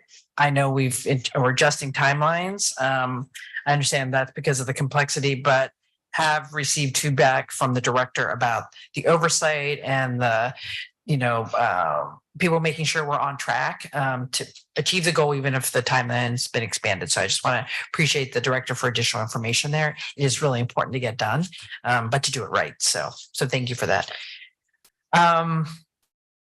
If there are no other comments or questions, we'll close up on that informational item. Thank you very much. And we're moving on to item number 7. Oh, yeah, State Forest transition process. Oh, enjoy. This has been an all-consuming project for the department for about a little over 5 years now, not just the department, but for others. So we're close to coming home with it. I'm excited. I'm excited to be coming home. I could almost cry. It's so exciting to come to the end. So you have my memo in the packet, but I've got some talking points and I want to set the stage because many of us have been on this journey for quite a while, and that's kind of an understatement, as the treasurer knows. And the governor and the secretary are now coming into this work as land board members, not as legislators or bystanders or Oregonians, but right in the middle of it. So I'll begin with the most recent Elliott action in December of 2022 for context. You were not here, Governor. It was all done right before you joined the board. So last December, the land board voted to decouple the Elliott from the Common School Fund, thereby freeing the forest of its obligation to generate revenue for K through 12 public schools. 2 separate investments by the Oregon legislature that you were a part of, Governor, provided $221 million to compensate the fund, allowing for that decoupling, as well as continued progress toward the legislature and the board's transition of the Elliott to a publicly owned research forest. The path to that historic land board vote has had many ups and downs over the decades, beginning with litigation that halted logging on the Elliott, and then great controversy regarding the forest's future. And I don't think the treasurer wants to live through that again. But despite the downs, despite all of that, the downs led to the ups, including tremendous collaboration toward the vision of a research forest by a diverse advisory committee that has served longer than I asked them to. I asked them to serve a year, and almost all of them are still here 5 years later. Years of partnership conversations and research forest design work with Oregon State University, tribal consultations relevant to addressing a history of forest removal of tribal people and culture from the Elliott landscape. And ultimately, all those efforts have led to the passage of Senate Bill 1546, in 2022 to officially create the Elliott State Research Forest and a new public agency to oversee it. And we'll get into the meat of that. This has been and continues to be an intense journey driven by the deep connection the people have with Oregon's first state forest. With the passage of Senate Bill 1546, we have a very clear statutory framework for creating the Elliott Research Forest and the authority. The authority is the independent governing agency that will be overseen by a board of directors, which the land board prospectively appointed in December of 2022. The statute defines, excuse me, water. Yes, okay. The statute defines 6 enabling actions that must be completed before December 31 of this year. See, we're so close. For the Elliott State Research Forest and its new governing agency to officially exist. And we have those displayed on the screen any moment now. Ted will put those up on the screen for you. The 2 actions related to the Common School Fund have been completed. One, the land board ensured that financial obligations have been met and satisfied. And that occurred, as I already explained, in 2022. And 2, the land board voted to decouple. And I'm pleased to say the remaining 4 enabling actions that must be completed prior to December 31 are on track as we are gaining steam towards December. 1, submission of a habitat conservation plan. He's still getting that up on the screen for you. We have submission of a final habitat conservation plan for the research forest to federal agencies. The HCP is in the revised draft phase right now and on track for submission by the statutory deadline of December 31. Upon receipt, you know, New Year's Eve is going to mean a lot of things to me this year. I just realized that. Upon receipt, federal agencies will then complete the federal environmental review process and decide on the issuance of programmatic permits to the state. Those permits allow for operation of the research forest in compliance with the Federal Endangered Species Act for an 80-year term. An HCP is foundational and necessary to effectively operating a public research forest like this one. And the final federal decision issuance of the ESA permits are anticipated in the summer of 2024. 2 of the last enabling actions. The land board needs to approve a forest management plan. Woohoo, you're going to see that in December. This is the decision that you are going to see and decide the fate of this forest. Development of the FMP is currently being led by Oregon State University. It's in the public comment and review phase. Did it happen on time? No, because there were a lot of issues to resolve. So we're running a little bit behind schedule, but we are here now. The FMP will turn the OSU Research Forest design into a management-oriented plan that directs research and on-the-ground operations. It's a legally binding document subject to review and oversight by the authorities board. And it will be implemented through biennial operations plans and budgets approved by authorities board. While the document is legally binding, it still can be revised over time with accountability checks as existing through proposed amendments coming to the authorities board and back to you all, the land board, for approval. A formal vote by Oregon State University's Board of Trustees to participate in management of the research forest is our 3rd remaining statutorily required action. OSU is planning to convene its Board of Trustees in December of this year to address this action. It will come after our land board meeting. 4th and final remaining action is that Senate Bill 1546 requires the department to affirm the financial viability of research forest operations and management. And that is on me. To that end, the statute requires DSL to contract for independent third-party expertise to provide input on OSU's plan to address financial viability of the research forest. An initial review of that design was completed last year by Dan Newton of Newton Forestry LLC. OSU has been gathering additional data and feedback over the past year, and as part of that, has been revising its financial assumptions and modeling. I know more about modeling than I ever want to know. And it's not modeling of clothing, it is modeling of forest, and that is complex. I have asked OSU to package and provide me with their financial information no later than October 23rd, and they have assured me they can meet that deadline. And I have re-engaged Mr. Newton to review that financial data.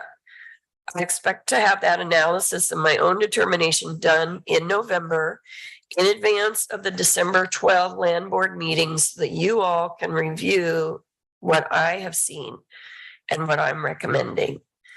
In addition to obtaining a reassessment from Mr. Newton, I will need to determine whether there are sufficient startup funds to begin operations because harvest revenue will likely not be actualized for several long months due to the nature of timber sale planning, contracting, and implementation timing.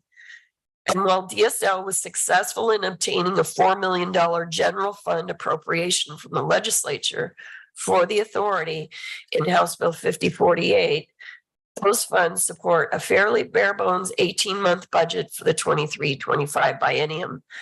And we continue to seek federal grants to assist us in this endeavor. And I have to tell you, I'm quite grateful to the legislature because we rarely are given general funds in this agency. So I appreciate that they are as interested in seeing this forest succeed as we are. Fortunately, Senate Bill 1546 also provides the Research Forest and its oversight agency with a variety of financial tools and options. Among these, the state contemplates a potential forest carbon market project and authorizes participation in such a project so long as it is consistent with the other management directives of the research forest. DSL has advanced a competitive contracting process to explore this option. A New Climate LLC is an international firm with extensive experience in the carbon market.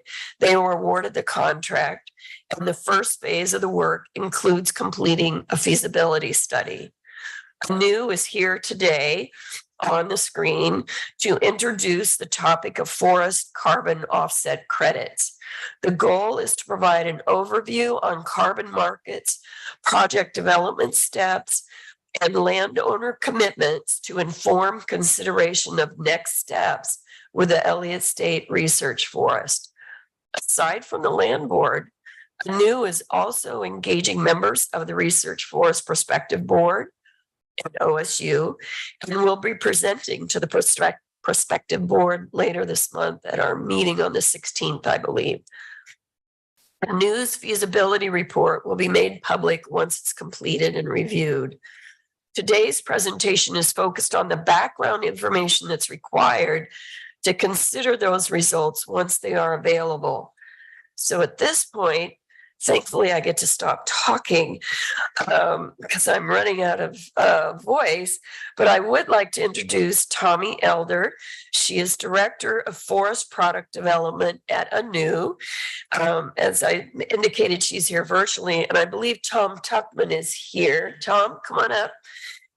Tom is with U.S. Forest Capital, and he'll join me here at the table to assist in any questions. DSL is under contract with ANU as the lead on the forest carbon RFP, and they have engaged U.S. Forest Capital in a subcontractor role.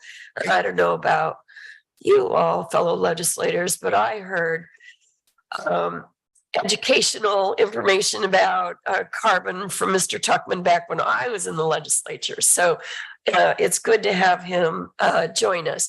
So if we can have that screen taken down, Ted, and have the new PowerPoint put in its place, that would be great. And Ms. Elder, if you want to show yourself on the screen. Can everybody hear me okay? Yes. Okay, well, let me go ahead and share my screen.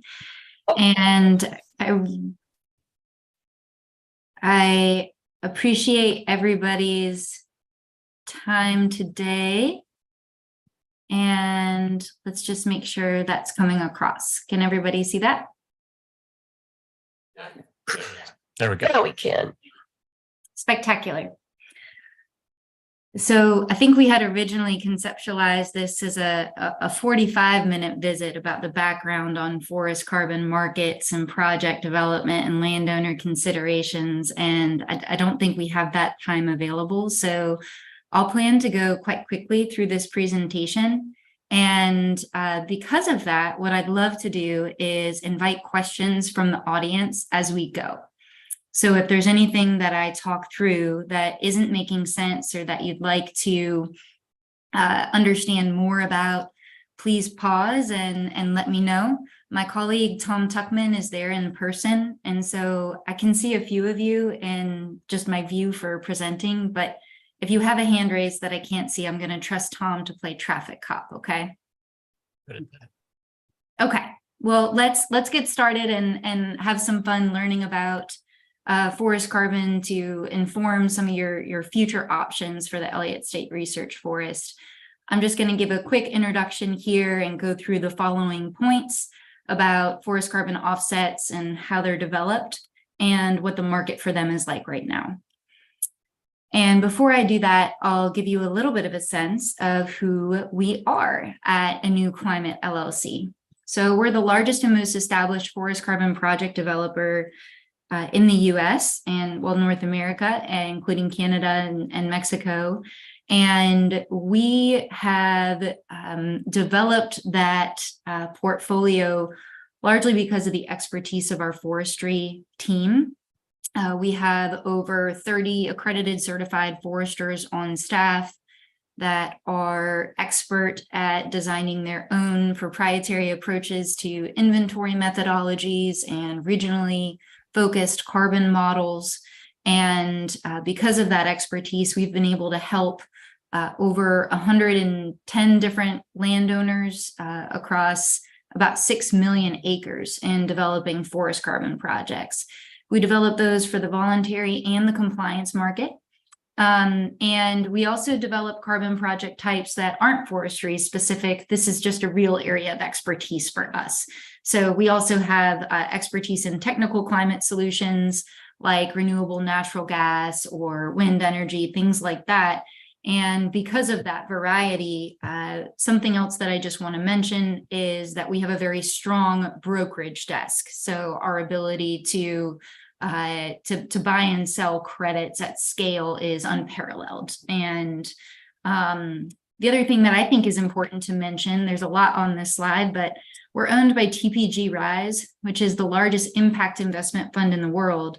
And what that means is that our performance is judged based on our ability to deliver real, permanent, durable climate change mitigation alongside financial returns.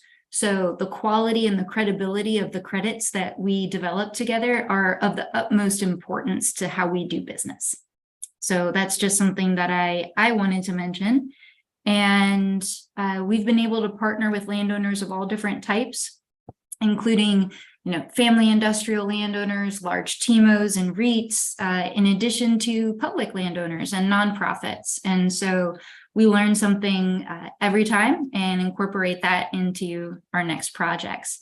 And we're very lucky to be collaborating with Tom and the U.S. Forest Capital, and I'll let him introduce himself now. Thanks, Tommy. Tom Tuckman, President, U.S. Forest Capital. We I've been involved in a lot of conservation finance activities, both in Oregon and throughout the country, partnering with the new on this exciting opportunity, and look forward to talking to you about what some of those opportunities and also challenges are today. Thank you, Tom. So let's start with the basics here. what is a forest carbon offset? When we talk about a forest carbon offset, we're talking about a ton of carbon that is already sequestered and stored in a forest, or we're talking about a ton of carbon that will be sequestered over the course of a project. And those tons of carbon are intended to offset tons of emission in a 1-for-1 calculation according to existing established market rules and protocols, which we'll talk about today. And whether we're in the voluntary or the compliance market, there are some key things that make an offset a high quality offset. And I want to spend some time on these. So the first is additionality. That means that this is a ton of carbon stored or sequestered that might not have been stored or sequestered in the absence of a project. And that ton or that offset is verified according to a third-party non-biased audit in a way that's very transparent and measurable. And that offset is registered in a registry that is tracking credits based on project and issuance year and what protocol is used. So it's all very transparent. And then scientifically speaking, that ton of carbon, that offset is permanent for the duration of the project, and it accounts for any potential for unintentional or intentional reversals or leakage. And most importantly, the permanence of that carbon ton is legally enforceable. And it's real, meaning it represents an actual emission reduction in comparison to an emission.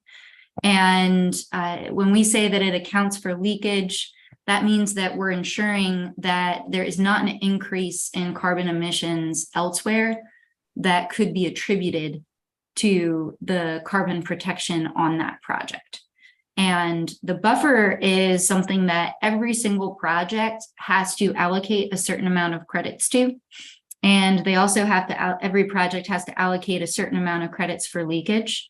And the intent for the buffer account is to be a collective insurance pool in the event of fire or some other natural disaster that is unintentional on behalf of the landowner, so that the landowner is not liable. And so every single project underneath the registry antes up into this buffer to ensure that if any single project incurs some type of unintentional loss related to a natural disturbance out of their control, that we don't collectively lose carbon for which we had already thought was offsetting emissions.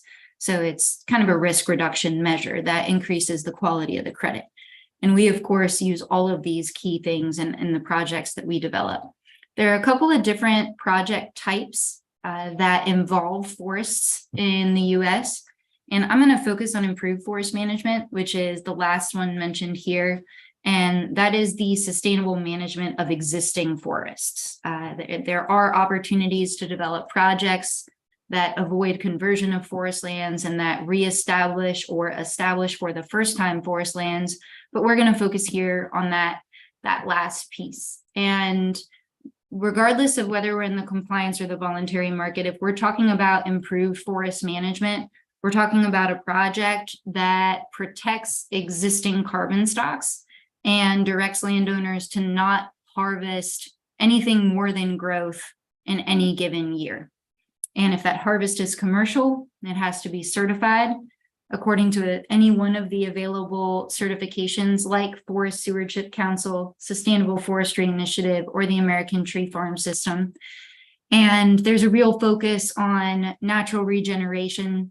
And the larger the ownership that's enrolled in a project, the more flexibility that the landowner will have in terms of balancing timber management with carbon credit generation, which is totally possible to do in tandem. So carbon sequestration alongside forest management protects the existing carbon stocks and allows the forest to grow larger trees and sequester more carbon. So that's the why behind doing an improved forest management project. And the why for me is really helping landowners. It's why I do my job, and it's what I'm most passionate about. And I like to think about improved forest management projects in terms of what they allow landowners to do. And oftentimes the income from an improved forest management carbon project will allow a landowner to buy and protect existing lands, to have funding to steward the lands that they already owned, that they didn't have funding to manage and support. And it allows them to resist accelerating harvesting in the face of a cash flow challenge, and resist also selling to a potentially more intensive manager in the event that there is some type of cash flow challenge. And so oftentimes, in my perspective, what works for the landowner works for the climate, and improved forest management projects allow landowners to have a lot more options and steward their lands more effectively to deliver all the co-benefits that we know come with a sustainably managed forest. I won't go through these today because I feel like I'd be preaching to the choir, but here they are. So now I'll go through the specifics of how a project is actually developed. And so working with Anew, there are 3 steps to forest carbon project development, and we are right now in the first. So we are only analyzing the feasibility of a project. And what's involved there is we work with your experts, our experts talk, and we try to project potential credit generation, potential revenue from a project based on existing data and performance of other projects in the region. So that's where we are now. We're trying to figure out essentially if there's a there, and we'll have more details soon. But we analyze the feasibility first, and then if there's a desire on the part of the landowner and Anew to contract, we do, and we move on to step 2, which is credit development. And that's where our expertise really comes into handy. We put up all the upfront costs and develop all the, do all the work to develop the credits and make it very easy for our partners. And we market and sell those credits on our landowners' behalf as well. And one thing to note, we start marketing and selling credits the minute that a project is contracted. So step 2 and 3 are actually done concurrently. So they're not sequential, but they are distinct, hence the 2 and the 3. Okay. So if a decision is made to move forward and contract and develop a forest carbon project, it'll be about 24 months between the time that the project is contracted and when credits are issued. And that's because all of these steps listed here have to take place. So I'll go through them quite quickly, but we'll contract together. And then after that, Anew will list the project with the registry. And we use the American Carbon Registry for both the compliance and the voluntary market. And I can share more about why later. And then we do a forest carbon inventory to completely estimate carbon stocking on the property. And a forest carbon inventory is a lot more detailed than a timber inventory for reasons I can go into later, but we'll have a full picture of the biomass on site. And we will then take that information and grow it forward in modeling. And we will model and document how many credits we can generate over the project term based on the growth rate and based on how much you plan to harvest.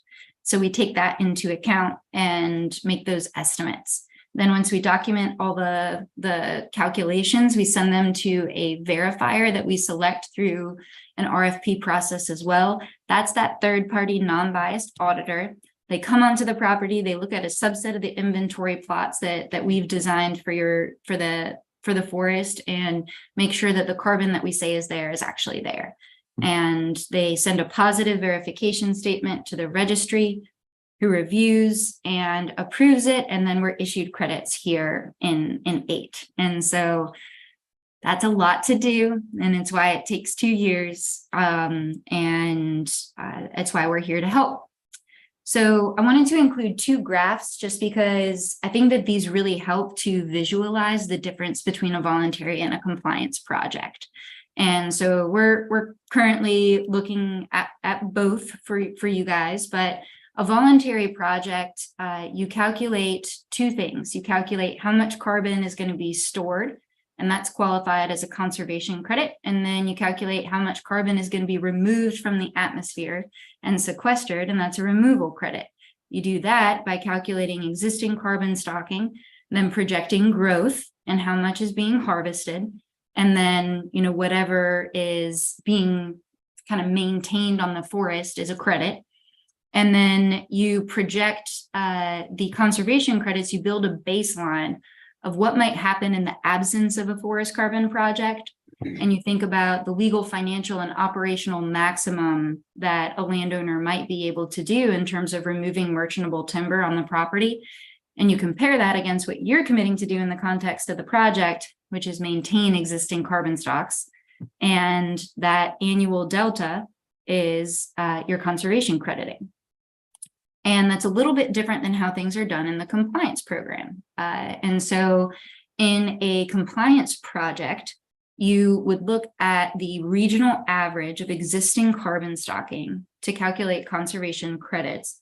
You would look at the regional average of carbon stocking per acre and across similar forest types to yours. And then if you had a higher carbon stocking than that regional average, like is illustrated here, you would get credit for that difference, that delta. And then growth and removal credits are calculated in the same way. So that's just a little bit of a different approach.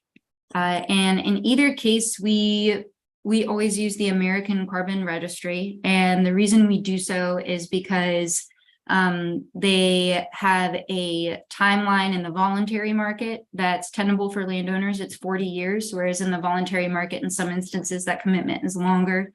Now, compliance project is 100 years, but we'll get to that again later. Credit estimates in the American Carbon Registry are incredibly conservative because that 30 to 40% reduction is automatic off the top to account for potential leakage. And then 18 to 22% of credits off the top are allocated to that buffer pool. And so you're really only getting, even in a project that's developed as aggressively as possible according to the protocols, 40 to 50% of the credits that are actually present. Now we like to be more conservative than that because it's really important to us that every single credit that we bring to the market is as additional as possible. And the American Carbon Registry undergoes regular scientific review and public comment. It's legally binding, and we think that adds some teeth to it as well, and buyers do too, which is why the credits sold through the American Carbon Registry are of a higher price. And the verification process is integral here to every protocol that they have. And there's some flexibilities in the voluntary protocol that many landowners find appealing, but kind of the combination of rigor and flexibility is good in the American Carbon Registry.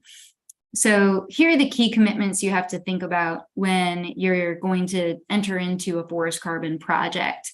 The first is that you're going to maintain initial carbon stocking on the property, and you're going to maintain carbon stocks associated with any issued credits. And you do that by cutting no more than growth.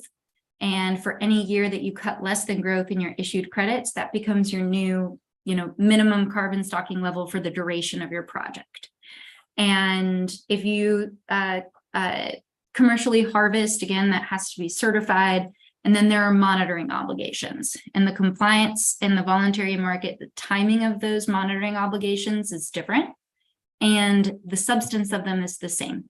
So every 5 or 6 years, there's a verification, which is that third-party audit of all the calculations and the work on site.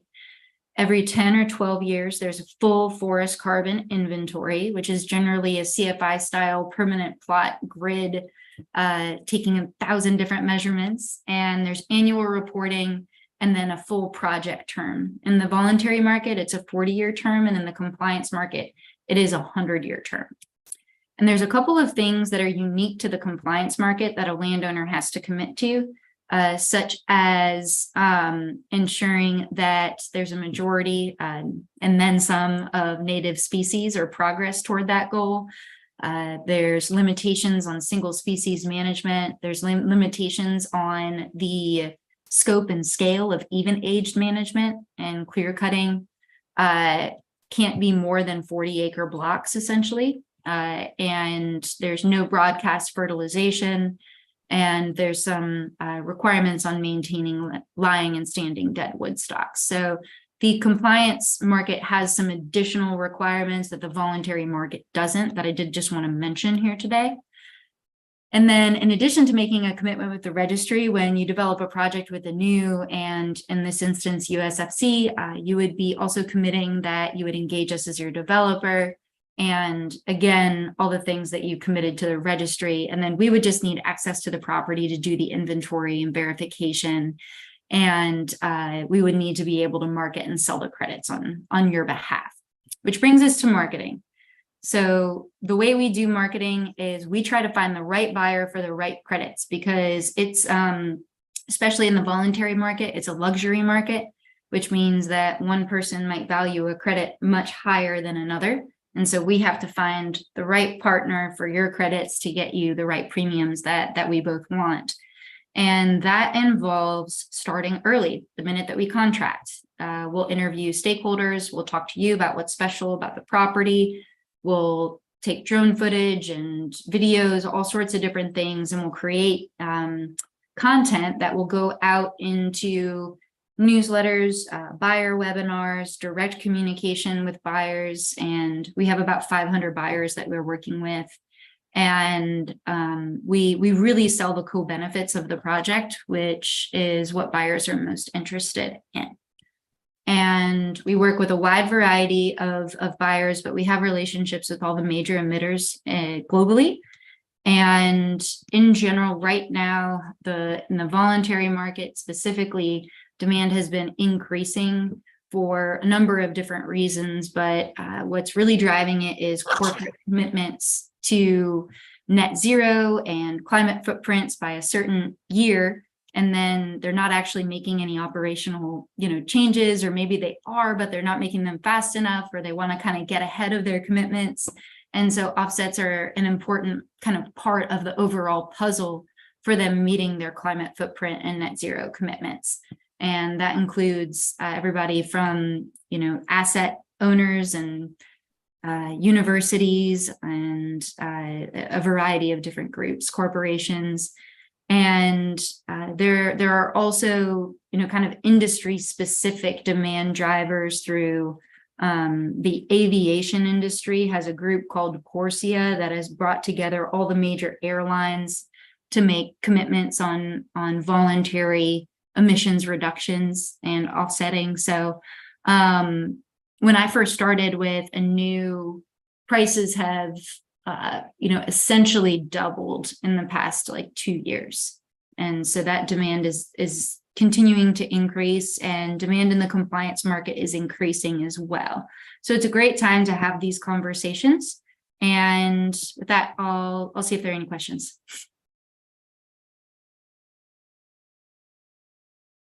Thank you, Tommy. This is the governor. That was fascinating. Well done and very clear. Thank you. Any questions? No, I don't think Madam Chair, I don't think I do. I think there is what this underscores is how complex it is and how many different points of view are represented in the conversation. So we've been following to the extent we can the discussion here. I think to mix metaphors, the plane it's landing soon, and that'll be a good thing. Agreed. Madam Secretary, questions or comments? That was a very comprehensive and excellent presentation. And it gives me hope for Earth's future. Good. And I'm sorry that I totally lied to you guys that it would be 10 minutes. I just looked at my clock. It wasn't. Sorry. All right. It's important for us to understand the dynamics. So thank you, Madam Secretary. So just to clarify,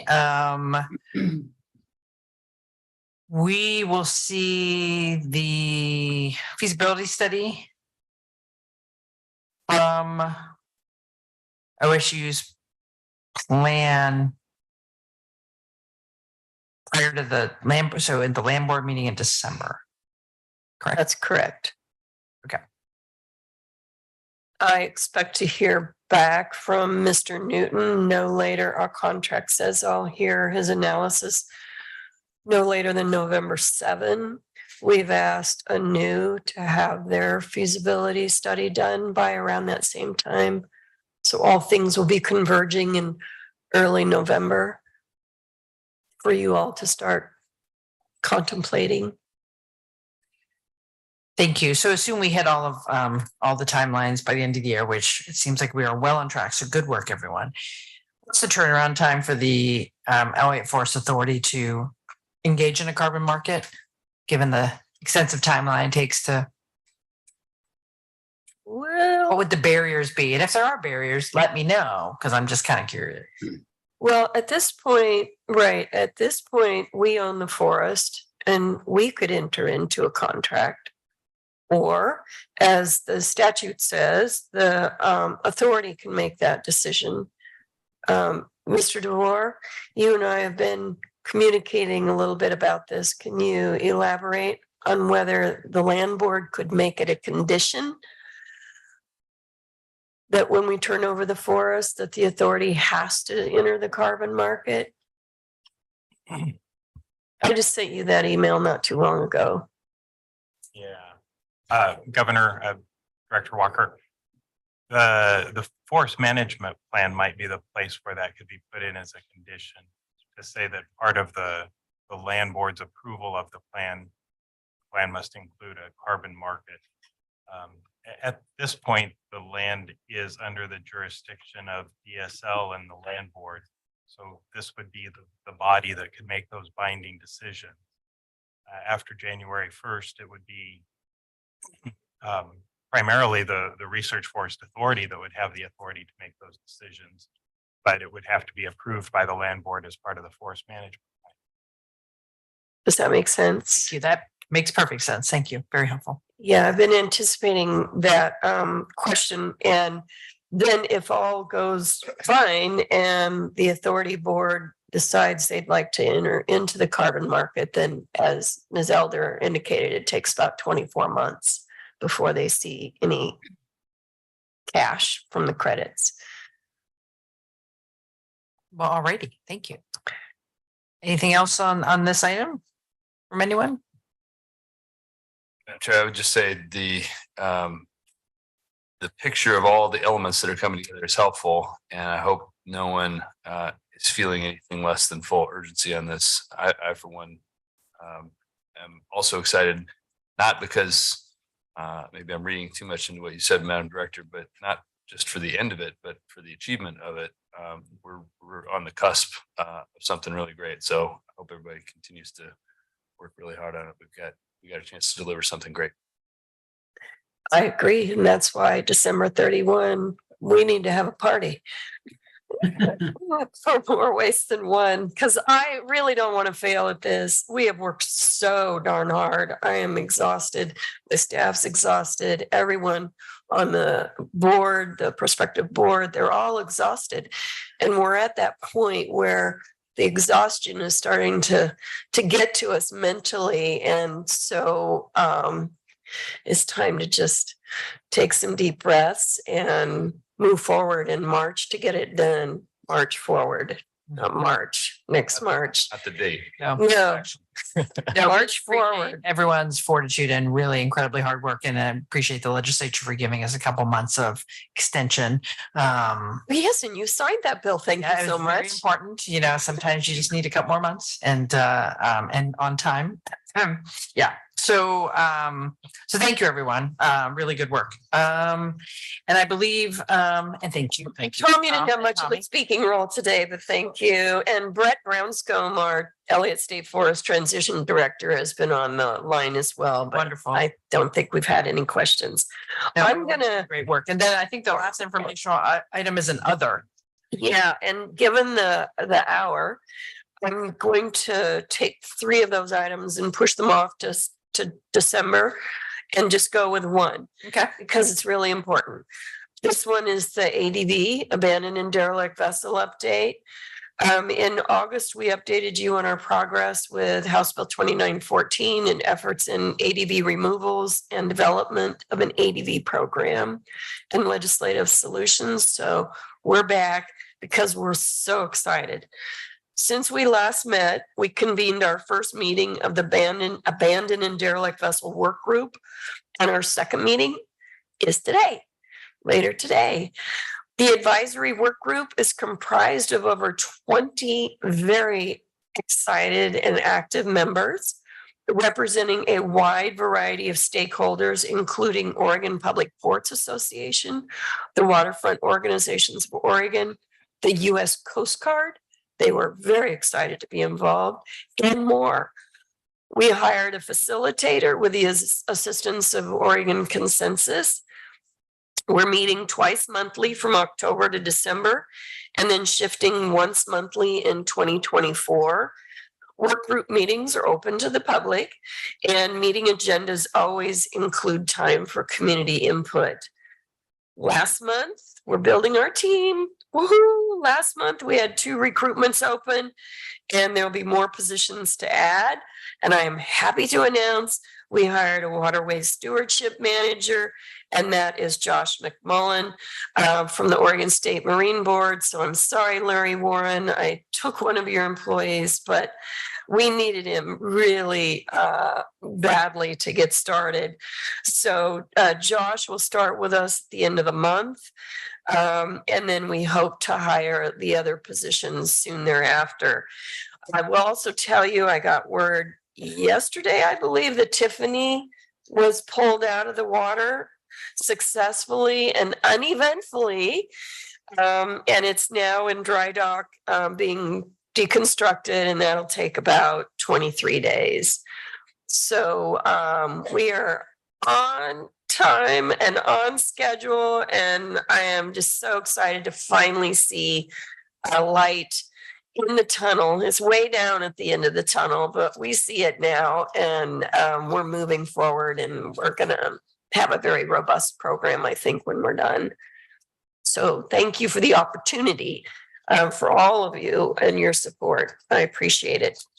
Any other updates I'll save for next month, next meeting, December. Thank you, Director, and congrats to the team on the progress on the abandoned and derelict vessel work. We're all really excited about that. Any other comments or questions for the Director? Madam Chair, what can you share anything? I think we talked about this briefly. Can't remember exactly when that the group's having conversations around insurance requirements and legislative concepts and so on. Mr. Treasurer, that is being discussed in the work group. And we know our deadline for getting information to the land board for approval to move forward with legislative concepts. And Mr. DeVore will be tapped for providing legal analysis of those efforts. So it's not been forgotten. Thank you. Thank you. And just to follow up on that, are you anticipating a bill for legislative session next year? I'm sorry. Are you assuming a 2024 bill? No. Okay. No, we're planning ahead for 2025. 2025. Yeah. But Madam Chair, that no other boats crash in the meantime, I suppose. Yes. Yes, we officially have a moratorium on no more crashes. Yeah. Which is a not so clever way of saying we could do it in 2024. Yeah, we could. I just don't know that we could get the concept ready in time. We'll see how this work group is going. Because it would be nice. You know, we've never said no to a uphill problem. Well, it's, you know, even to have a legislative champion who would be willing to at least introduce something to get the conversation started. If it's not successful next year, you're in a better shape for 25. So Yeah. I know these types of liability bills can be complicated, but so excited to hear how you progress on that. So thank you. You're welcome. And thank you all for your attendance today. Yes. Any other items for the good of the order? I want to thank everyone for a very productive and informative meeting. Really appreciate everyone. And with that, I will close today's State Land Board meeting, October 10th, 2023. Thank you all, and thanks for watching.